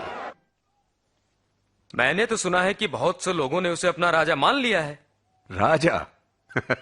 भिखारियों, वेश्याओं और चोरों का? उसके समान हमने बहुत देखे। वे आके अपने दावे करके चले जाते हैं, लोग भूल जाते हैं। अनजान मत बनो, उसके अनुयायी प्रतिदिन बढ़ रहे हैं।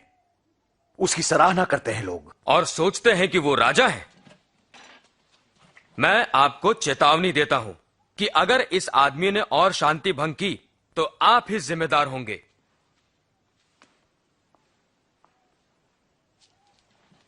शायद ये सही कहते हैं, हमें गलीली का सामना करना होगा। और जैसे जैसे धर्मगुरुओं और शास्त्रियों के पाखंडी वर्ग के प्रति यीशु का तिरस्कार बढ़ने लगा, यहूदियों में उनके अनुयायी भी बढ़ने लगे। दूसरी तरफ उन लोगों का भी विरोध बढ़ा जिनकी उन्होंने आलोचना की थी। प्रभु यीशु ने मंदिर में एक निर्धन विधवा को 2 तांबे के सिक्के डालते देखा। ज्यादा नहीं दे सकती?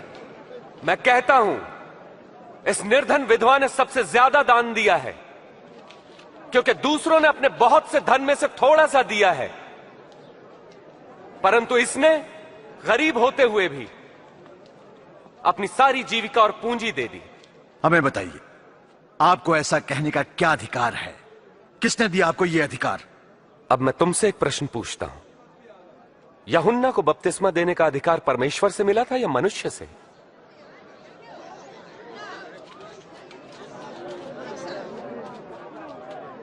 हम क्या उत्तर दें? यदि परमेश्वर की ओर से कहेंगे तो वो कहेगा तुमने यूहन्ना का विश्वास क्यों नहीं किया? और यदि मनुष्य की ओर से कहें तो ये भीड़ हमें पत्थरवाह करेगी, क्योंकि ये सब यूहन्ना को भविष्यवक्ता मानते हैं।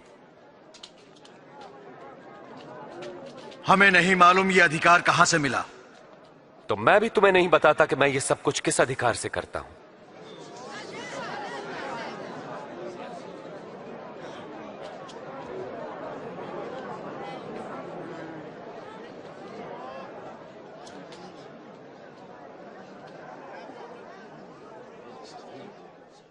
एक बार एक मनुष्य ने अंगूर की बारी लगाई, उसे ठेके पे देकर लंबे समय के लिए कहीं चला गया। जब अंगूरों को इकट्ठा करने का समय आया तो उसने अपने एक दास को भेजा कि फसल में उसका हिस्सा उससे मिल सके, परंतु ठेकेदारों ने उसे पीटकर खाली हाथ भगा दिया। तब उसने दूसरे दास को भेजा, पर ठेकेदारों ने उसे भी पीटा और अपमानित करके उसे भी खाली हाथ लौटा दिया। तब उसने तीसरे दास को भेजा, किंतु ठेकेदारों ने उसे मार पीट के बाग के बाहर धकेल दिया। तब अंगूर बारी के मालिक ने अपने मन में सोचा, अब मैं क्या करूं? अब मैं अपने प्रिय पुत्र को भेजूंगा, अवश्य ही वे उसका आदर करेंगे। परंतु ठेकेदारों ने उसे आते देखकर आपस में कहा, यह तो मालिक का पुत्र है, उसे मार डालें तो यह जायदाद हमारी हो जाएगी। हमें और बताएं। उन्होंने उसे बारी के बाहर निकाला और मार डाला। अब देखो मालिक उन ठेकेदारों के साथ क्या करेगा। वो आकर उनको मारेगा और अंगूर की बारी दूसरे को दे देगा। तो इस वचन का क्या अभिप्राय है? जिस पत्थर को राजमिस्त्रियों ने निकम्मा जान नकार दिया, वही पत्थर सबसे श्रेष्ठ सिद्ध हुआ। जो कोई इस पत्थर पर गिरेगा वो चकनाचूर हो जाएगा, और यदि यह पत्थर किसी पर भी गिरेगा तो उसे पीस कर रख देगा। गुरुजी, हम जानते हैं कि आप जो कहते हैं सिखाते हैं वो सही है। हम जानते हैं कि आप मनुष्य के पद पर ध्यान नहीं देते, मगर मनुष्य के लिए परमेश्वर की मर्जी का सत्य सिखाते हैं। बताएं, रोमी सम्राट को कर देना हमारे लिए क्या नियम के अनुसार है या नहीं है? प्रभु सावधान, वो आपको फंसाना चाहते हैं। मुझे एक चांदी का सिक्का दो।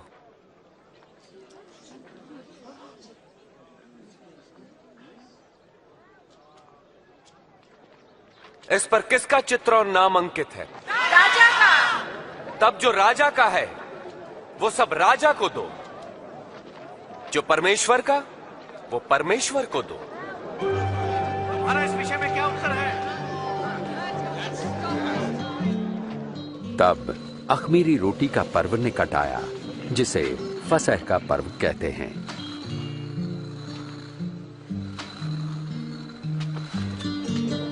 और प्रभु यीशु ने शिमोन पतरस और यूहन्ना को फसह का भोजन तैयार करने पहले ही भेज दिया।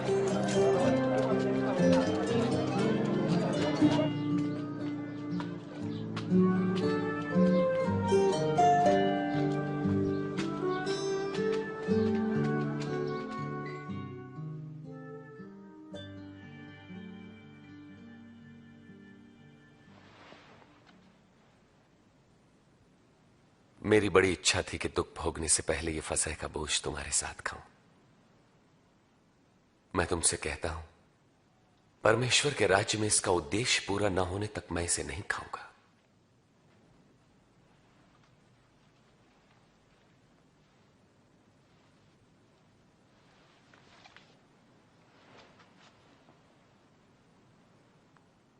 धन्य है आप प्रभु परमेश्वर, सृष्टि के मालिक, जो अंगूर की बेल पर फल लाते हैं।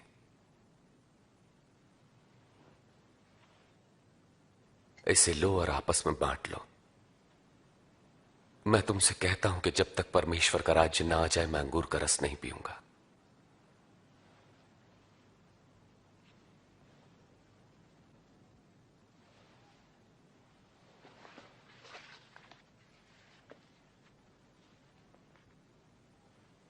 धन्य है आप प्रभु परमेश्वर, सृष्टि के मालिक, जो धरती पर अन्न उपजाते हैं।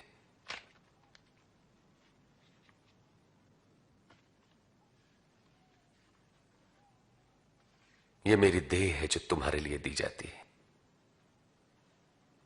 मेरी याद में ऐसा ही किया करो।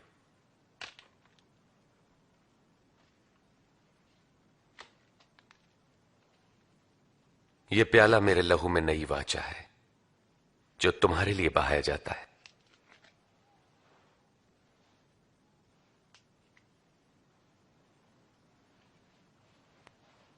पर देखो, मुझे पकड़वाने वाला मेरे साथ इसी में इस पर है।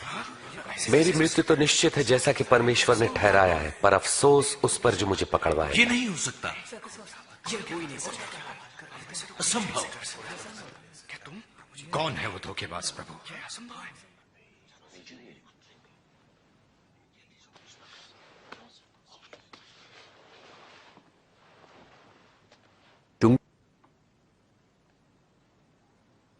तुम में सबसे बड़ा सबसे छोटे की तरह बने और अगुआ सेवक के समान।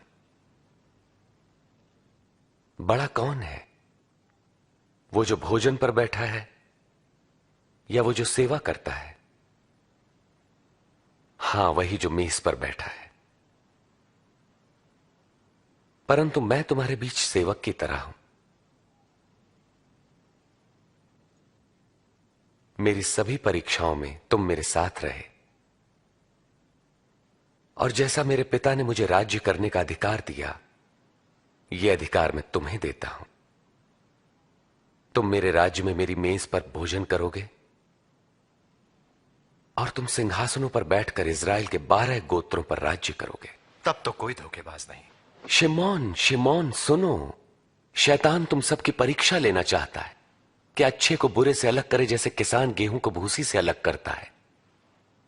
परंतु मैंने प्रार्थना की है कि तुम्हारा विश्वास न डगमगाए, और जब तुम मेरी ओर लौटो तो अपने भाइयों को ढाढ़स बंधाना। प्रभु, मैं आपके साथ बंदी गृह जाने के लिए और मरने को भी तैयार हूं। मैं कहता हूं पतरस कि आज मुर्गे के बांग देने से पहले तुम 3 बार इनकार करोगे कि मुझे नहीं जानते।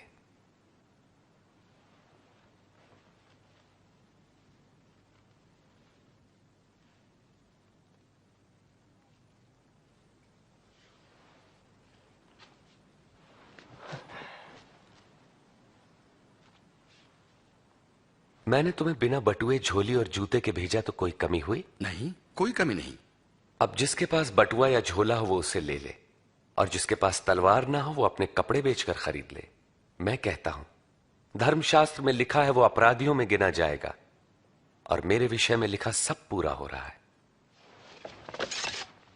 देखिए, यहां तो तलवारें हैं प्रभु।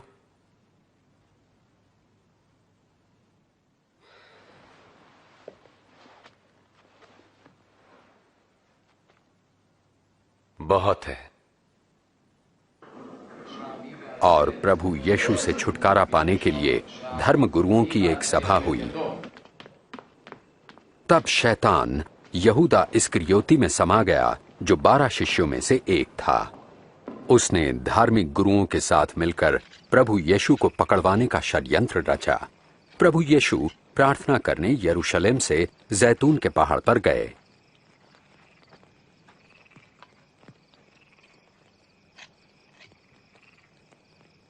प्रार्थना करो ताकि तुम परीक्षा में न पड़ो।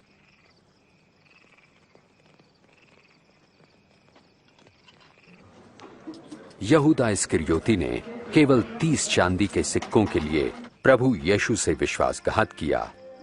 प्रभु यीशु जानते थे कि मानव जाति के पापों के लिए उनके प्राण देने की घड़ी आ पहुंची है, और वे प्रार्थना करने लगे।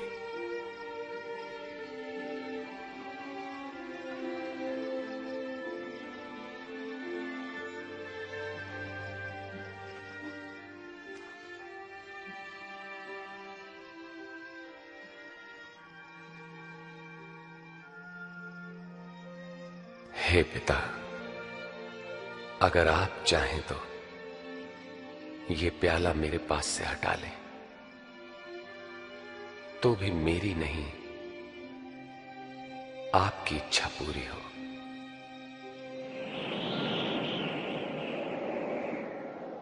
और प्रभु यीशु को सामर्थ्य देने के लिए एक स्वर्गदूत प्रकट हुआ,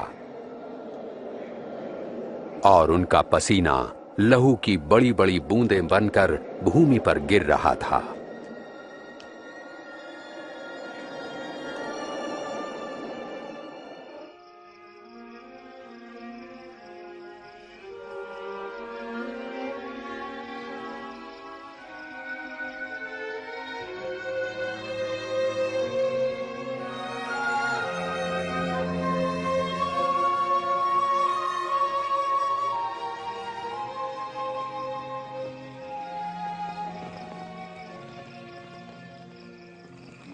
तुम क्यों सो रहे हो? उठो और प्रार्थना करो कि तुम परीक्षा में न पड़ो।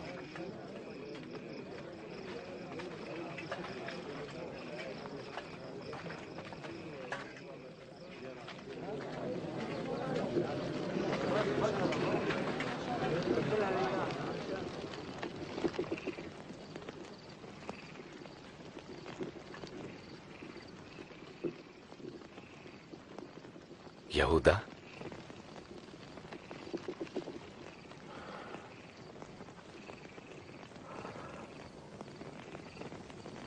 क्या तुम चुंबन लेकर मुझे पकड़वा रहे हो?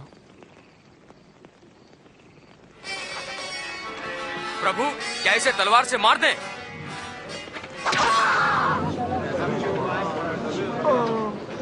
चलो इसे पकड़ लो। बस बहुत हो गया।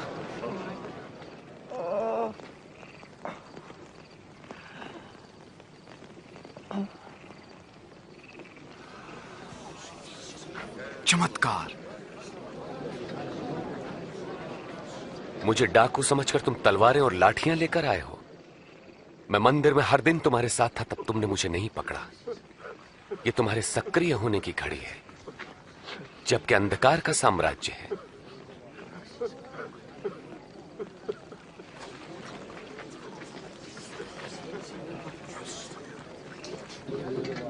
पकड़ लो इसे।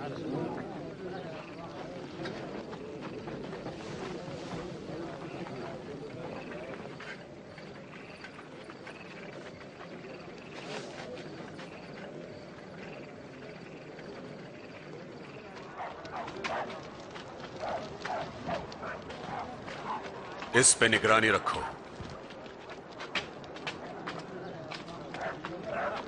तब सिपाही उन्हें पकड़कर आंगन में लाए और यहूदियों का राजा कहकर उनका ठट्टा करने लगे।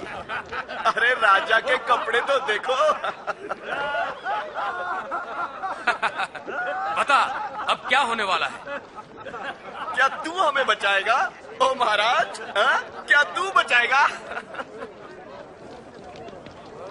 ये मनुष्य भी यीशु के साथ था? बहन, मैं तो उसे जानता तक नहीं। मैंने दोनों को साथ देखा है।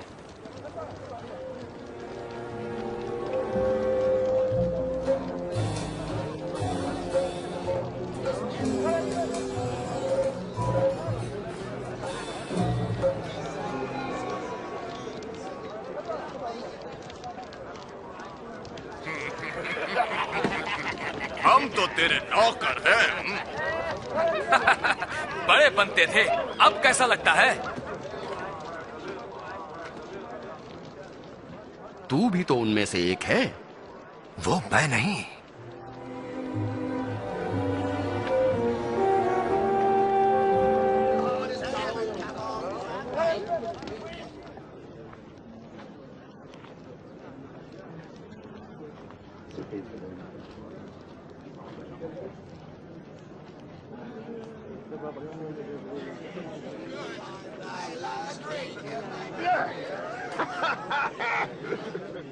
इसमें कोई शक नहीं कि ये मनुष्य यीशु के साथ था, क्योंकि ये भी गलील से ही है। अरे होगा। पता नहीं तुम किसके बारे में बात कर रहे हो।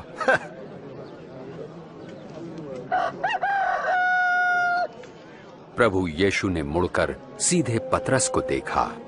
तब पतरस को यीशु की वो बात याद आई कि आज मुर्गे की बांग देने से पहले तुम 3 बार मेरा इनकार करोगे।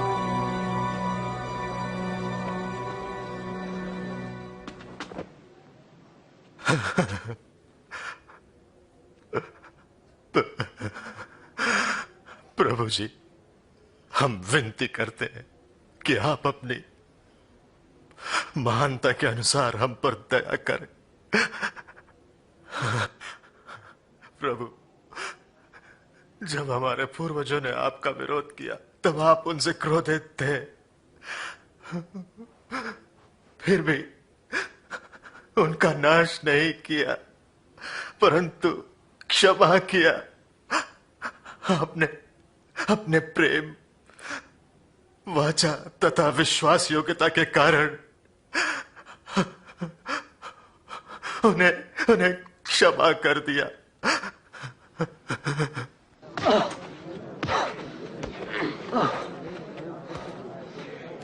बोल, तुझे किसने मारा? भविष्यवाणी कर, अब तुझे कौन मारेगा? बस करो, ये सब बंद करो। इसे सभा के सामने ले आओ। चल।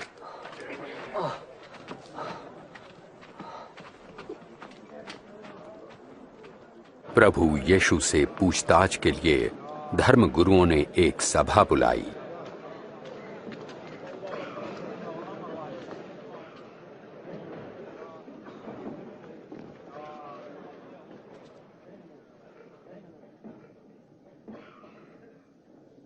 हमें बता, क्या तू ही मसीह है? यदि मैं बताऊंगा तो तुम विश्वास न करोगे। यदि मैं तुमसे प्रश्न पूछूं तब तुम उत्तर न दे सकोगे।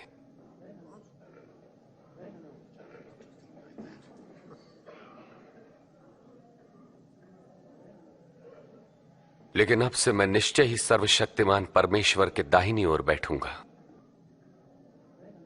तो क्या तू परमेश्वर पुत्र है? हां, मैं हूं। किसने से ये कहने का अधिकार दिया है?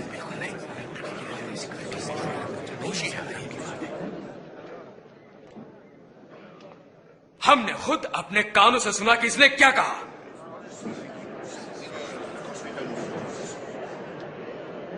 हम इसे पिलातुस के पास ले जाएंगे। हाँ, इसे ले चलो।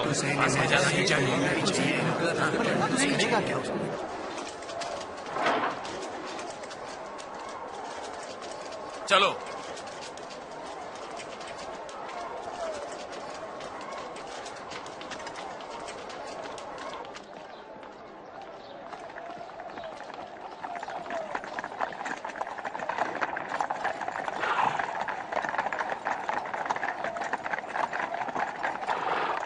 और वे प्रभु यीशु को क्रूर रोमी शासक पिलातुस के पास ले गए, जो हजारों को क्रूस पर चढ़ाने के लिए जिम्मेदार था। इतनी सुबह सुबह तुम लोग मुझसे क्या चाहते हो? हमने इसे लोगों को बहकाते हुए पकड़ा है।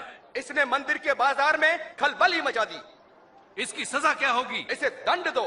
मैं इस मनुष्य में दंड देने योग्य कोई अपराध नहीं पाता। हमने इसे दोषी पाया। रोमी सम्राट को कर देने को मना करता है, मसीह होने का दावा करता है, और राजा भी। राजा? क्या आप यहूदियों के राजा हैं? तुमने खुद कहा। इसने ये सब गलील में आरंभ किया था, अब यहां भी आ पहुंचा है। गलील में? क्या ये मनुष्य गलीली है? ऐसा है तो इसे राजा हेरोदेस को सौंप देना चाहिए। वो अभी भी यरूशलेम में ही है ना? इसे वहां ले जाओ।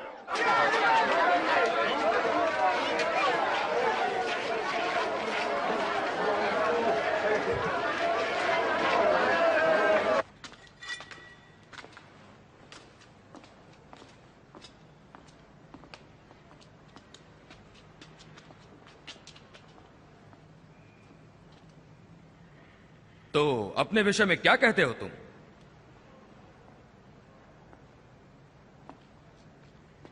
वे कौन है जिन्हें तुम अपना शिष्य कहते हो?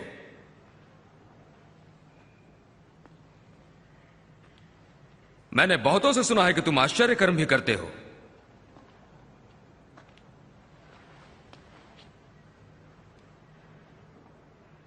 फिर मेरे लिए भी कुछ करो। महाराज, ये सभी लोगों को बहका रहा है और अपने आप को राजा कहता है। ये मनुष्य राजा?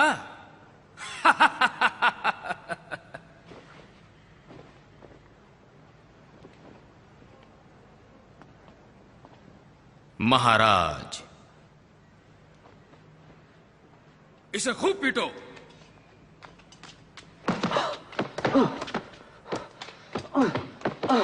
ले जाओ इसे पिलातुस के पास, ये उसी के प्रांत का है।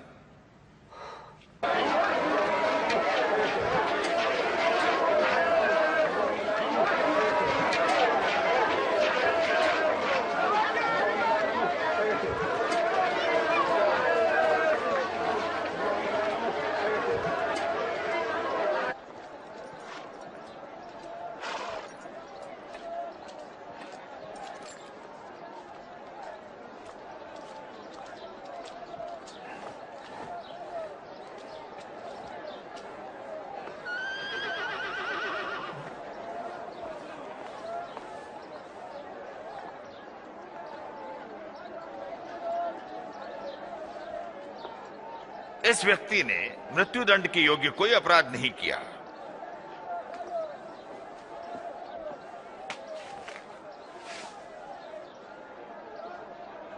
तो मैं इसे कोड़े लगवाकर छोड़े देता हूं। इस त्योहार के समय हमारे लिए आप एक आदमी को छोड़ने का अधिकार रखते हैं। हमारे लिए छोड़ दे। ठीक है, और इस मनुष्य को दंड दे। हाँ, हमें बरअब्बा चाहिए।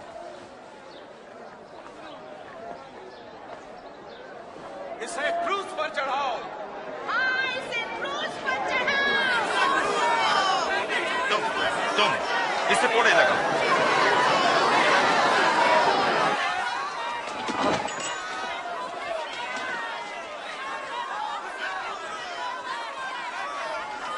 आप किसका इंतजार कर रहे हैं पिलातुस?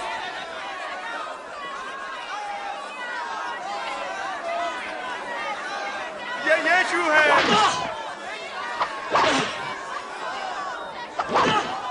उन्हें ऐसी पीड़ा क्यों देते हो? छोड़ दो, ये मसीह है।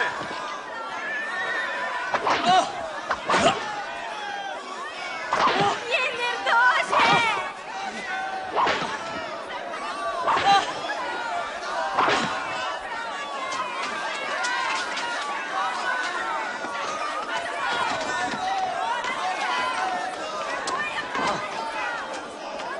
इसे उठाओ। वो जोर जोर से चिल्ला रहे थे कि यीशु को क्रूस पर चढ़ाया जाए, तो पिलातुस ने यीशु को मृत्युदंड दिया। बदले में हत्या और दंगे के लिए बंदी बरअब्बा को रिहा कर दिया गया और क्रूस पर चढ़ाने के लिए यीशु को उनके हवाले कर दिया।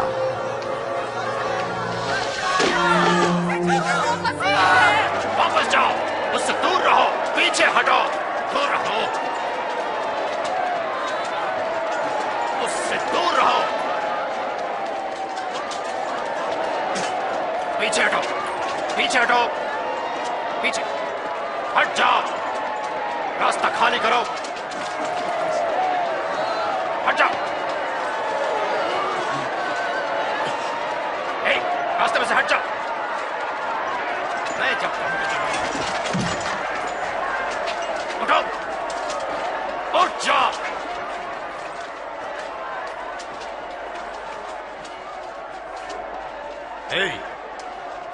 क्या नाम है तुम्हारा? हजूर, मुझे शमौन कुरैनी कहते हैं। इधर आओ तुम। रस्सियां काटो।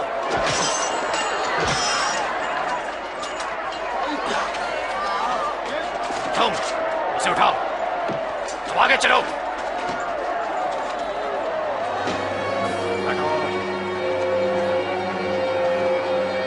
पीछे हटो। छोड़ो उसे।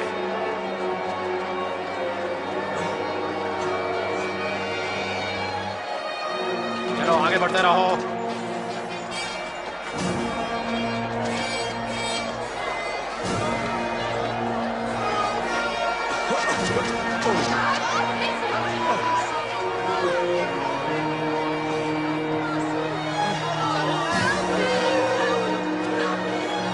हटो, पीछे हटो।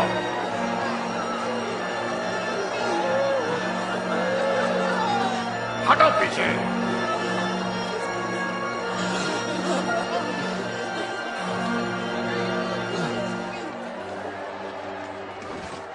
हम आपके लिए रोते हैं प्रभु जी, इसे पीजिए प्रभु जी। पी लीजिए प्रभु जी।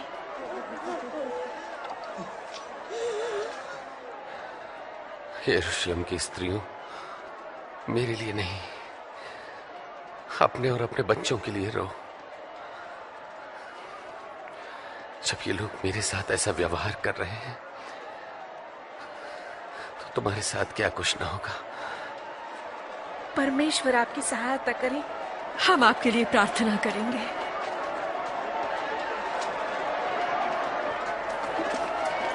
चलो, यहां खड़े रहो, चलते रहो, जल्दी जल्दी। अब तुम जाओ, चलते रहो, आगे बढ़ो, जल्दी से जल्दी से। अब तुम चलो चलो, अब तुम आगे बढ़ो, जल्दी।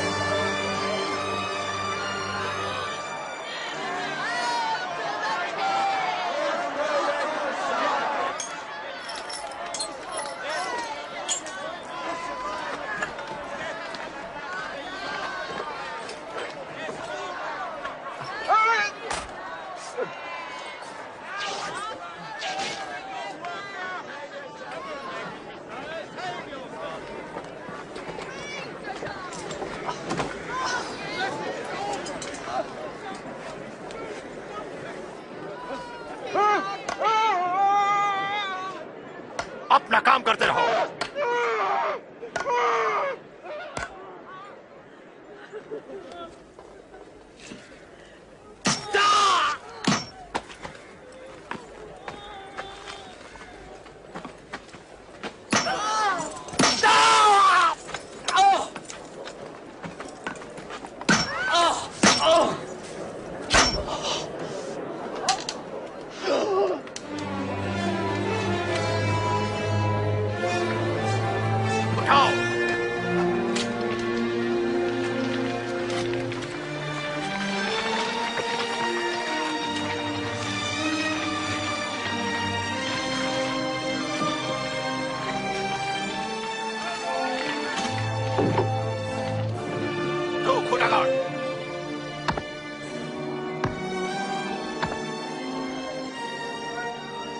रस्से ढीले करो।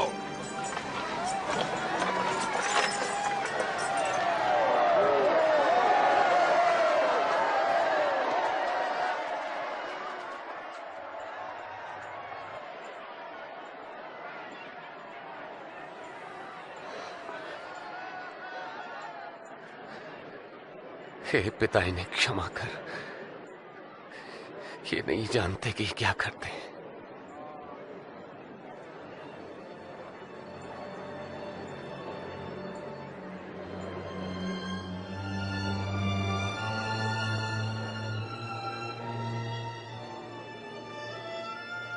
इसने औरों को बचाया, अब अपने को बचाए। यदि तू मसीह है तो अपने आप को बचा। हाँ, क्रूस पर से उतरा। हमारे सामने भी एक आश्चर्य कर्म करे।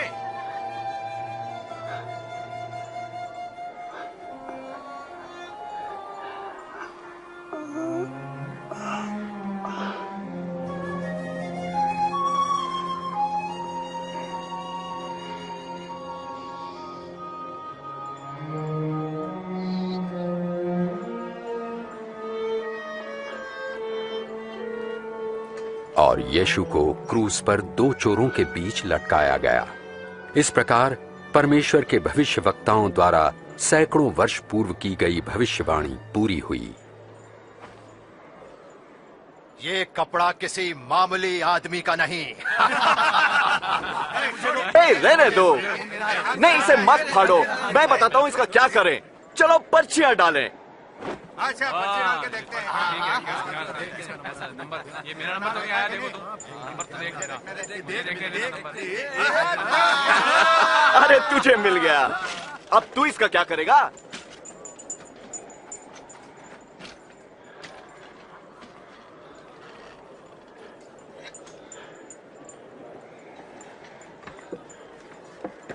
उनके सिर के ऊपर एक तख्ती लटकाई गई जिस पर लिखा था, ये यहूदियों का राजा है।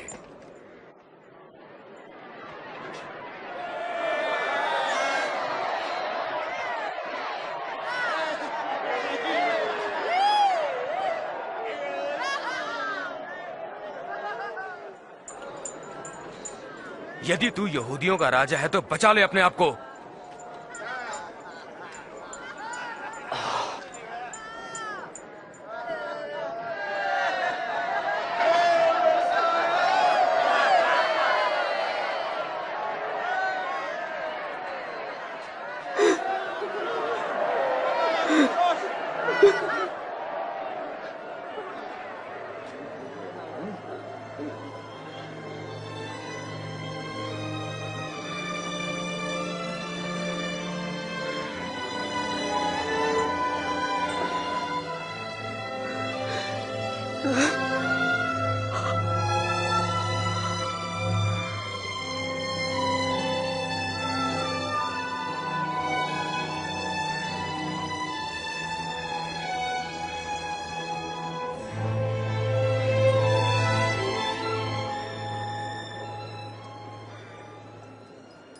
क्यों?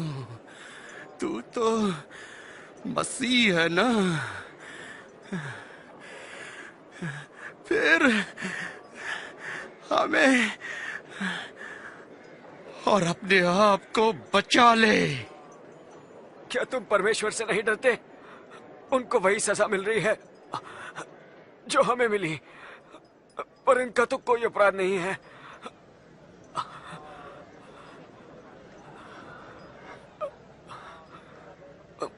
मुझे याद रखना यीशु जी, जब आप अपने राज्य में आएंगे। मैं वचन देता हूं कि तुम आज ही स्वर्ग में होगे मेरे साथ।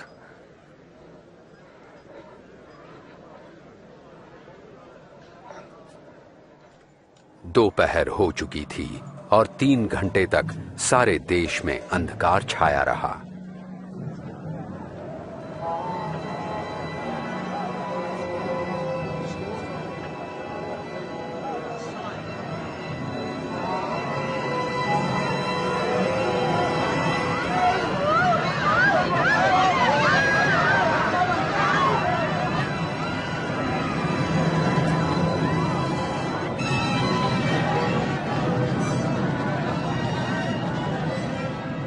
और मंदिर का पर्दा ऊपर से लेकर नीचे तक हट गया।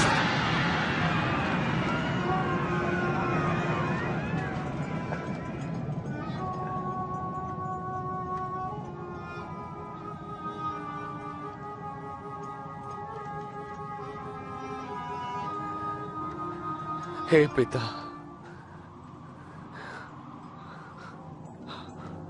आपके हाथों में मैं अपनी आत्मा सौंपता हूं।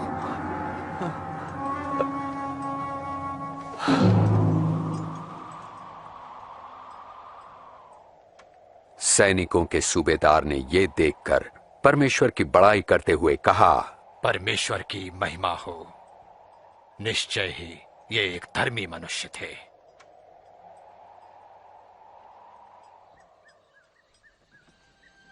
धार्मिक सभा के एक नेक सदस्य अरमतिया के यूसुफ ने, जो इस कार्य से सहमत नहीं था, जाकर पिलातुस से अनुमति ली कि प्रभु यीशु की लोथ को विश्राम के दिन से पहले ही कब्र में रखा जा सके।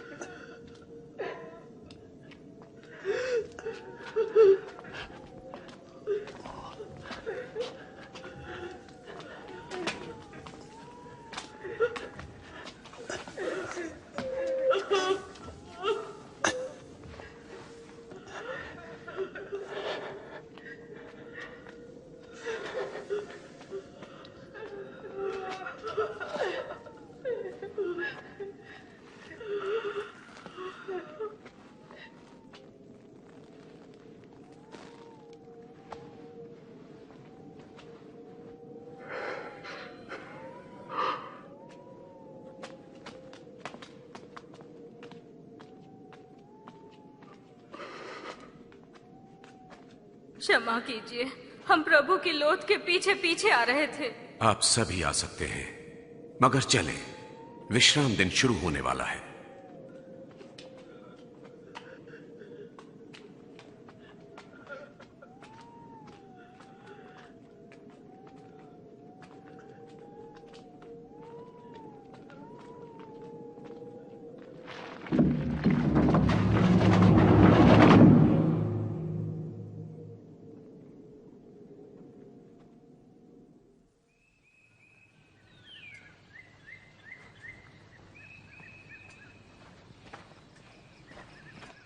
रविवार की सुबह तड़के ही स्त्रियां सुगंधित वस्तुएं तैयार करके कब्र पर आईं। उन्होंने कब्र से पत्थर को लुढ़का हुआ पाया और जब वे अंदर गईं तो प्रभु यीशु की लोथ वहां नहीं थी।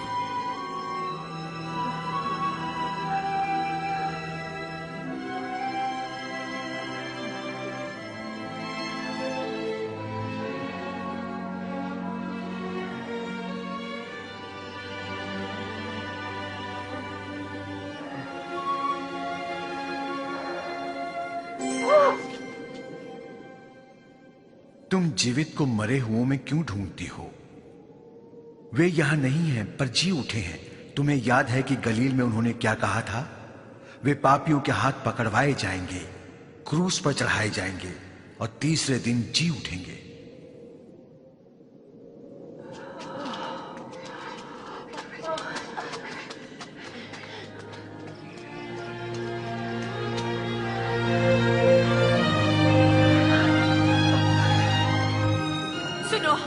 कब्र का पत्थर लुढ़का हुआ था।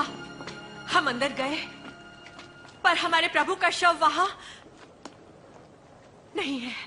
क्या प्रभु का शव नहीं है? और दो मनुष्य हमें दिखे, स्वर्गदूत चमकते सूर्य समान, और हमसे ये कहा, तुम जीवित को मृतकों में क्यों ढूंढती हो? ये सच है। विश्वास कीजिए, विश्वास कीजिए। हमने उनको देखा, आप भी जाकर देखें, कब्र खाली है, प्रभु वहां नहीं है। पतरस, आप हमारा विश्वास करें।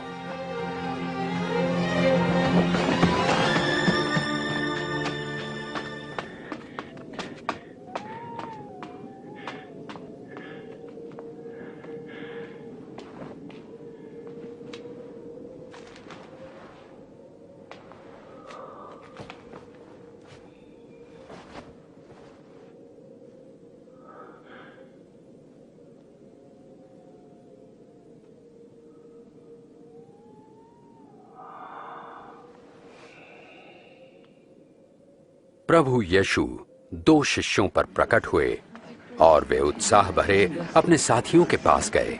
प्रभु सच में जी उठे हैं, वे पतरस को दिखाई दिए। हम जब रास्ते में थे उन्हें नहीं पहचान सके, पर रोटी तोड़ने पर ही हमने उन्हें पहचाना। इम्माउस में वे वहां कैसे पहुंच गए?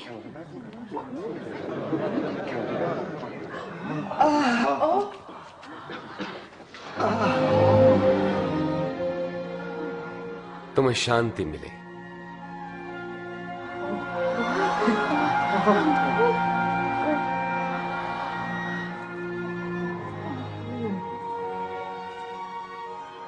तुम क्यों इतनी चिंतित हो?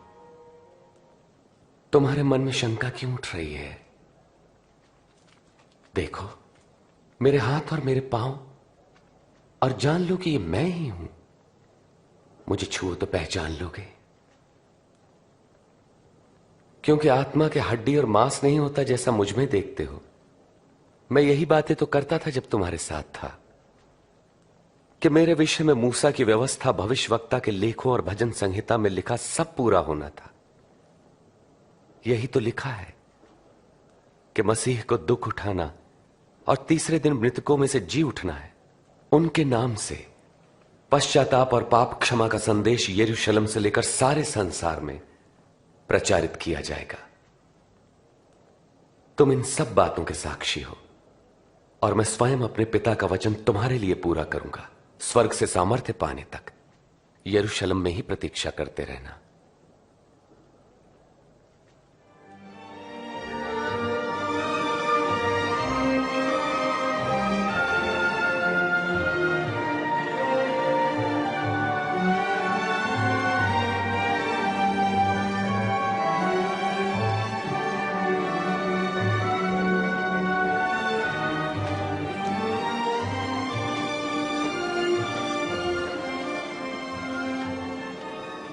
परमेश्वर तुम्हारी रक्षा करें और आशीष दे। स्वर्ग और पृथ्वी का सारा अधिकार मुझे दिया गया है, इसलिए जाकर सब जातियों के लोगों को शिष्य बनाओ और उन्हें पिता, पुत्र और पवित्र आत्मा के नाम से बपतिस्मा दो और उन्हें सब बातें जो मैंने तुम्हें आज्ञा दी हैं मानना सिखाओ। और देखो, मैं जगत के अंत तक सदैव तुम्हारे साथ हूं। आमीन।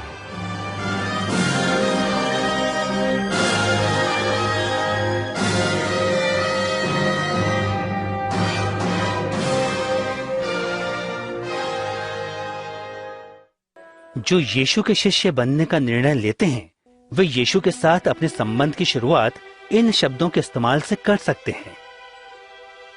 पिता परमेश्वर, आप धर्मी हैं। मैं धन्यवाद देता हूं कि आप मुझसे प्रेम करते हैं। मुझे इस बात का पछतावा है कि मैंने आपकी आज्ञाओं को नहीं माना और आपके विरुद्ध पाप किया। मैं धन्यवाद देता हूं कि आपने यीशु को क्रूस पर मेरी जगह मरने के लिए भेजा और वो तीसरे दिन जी उठा। मैं धन्यवाद देता हूं कि उसने मेरे बदले मेरे पापों का दंड सहा। मैं आपके मार्ग पर चलना चाहता हूं और यीशु को अपना उद्धारकर्ता और अपने प्रभु के रूप में ग्रहण करना चाहता हूं। मैं धन्यवाद देता हूं कि आपने मेरे पापों को क्षमा किया है और हमेशा के लिए आपके साथ आपके राज्य में रहने के लिए द्वार खोल दिया है। मैं विनती करता हूं कि अपनी पवित्र आत्मा मुझे दे ताकि वो मेरे साथ रहे और मुझे आपका मार्ग दिखाए। वो मुझे सामर्थ्य दे ताकि मैं अपने पूरे मन से आपसे प्रेम रख सकूं, ताकि मैं ऐसा जीवन जीऊं जो आपको पसंद हो और इस दुनिया में हर जगह लोग आपकी स्तुति करें। आमीन। यीशु ने अपने शिष्यों के बारे में कहा, मेरी भेड़ें मेरा शब्द सुनती हैं और मैं उन्हें जानता हूं और वो मेरे पीछे चलती हैं। यीशु के शिष्य आपस में मिलते हैं, वो हर रोज उससे बातें करते हैं, उसके वचन को पढ़ते हैं, वो हमेशा उसका अनुसरण करते हैं और दूसरों को भी उसके बारे में बताते हैं। यीशु उनका मार्गदर्शन करता है और परमेश्वर के आत्मा के द्वारा जो उनके हृदय में रहता है उन्हें सामर्थ्य प्रदान करता है। हमेशा उस बात को अपने मन में याद रखें जो उसने स्वर्ग पर जाते समय कही थी, परमेश्वर ने मुझे स्वर्ग और पृथ्वी का अधिकार दिया है। विश्वास रखो, मैं हमेशा तुम्हारे साथ इस जगत के अंत तक हूं।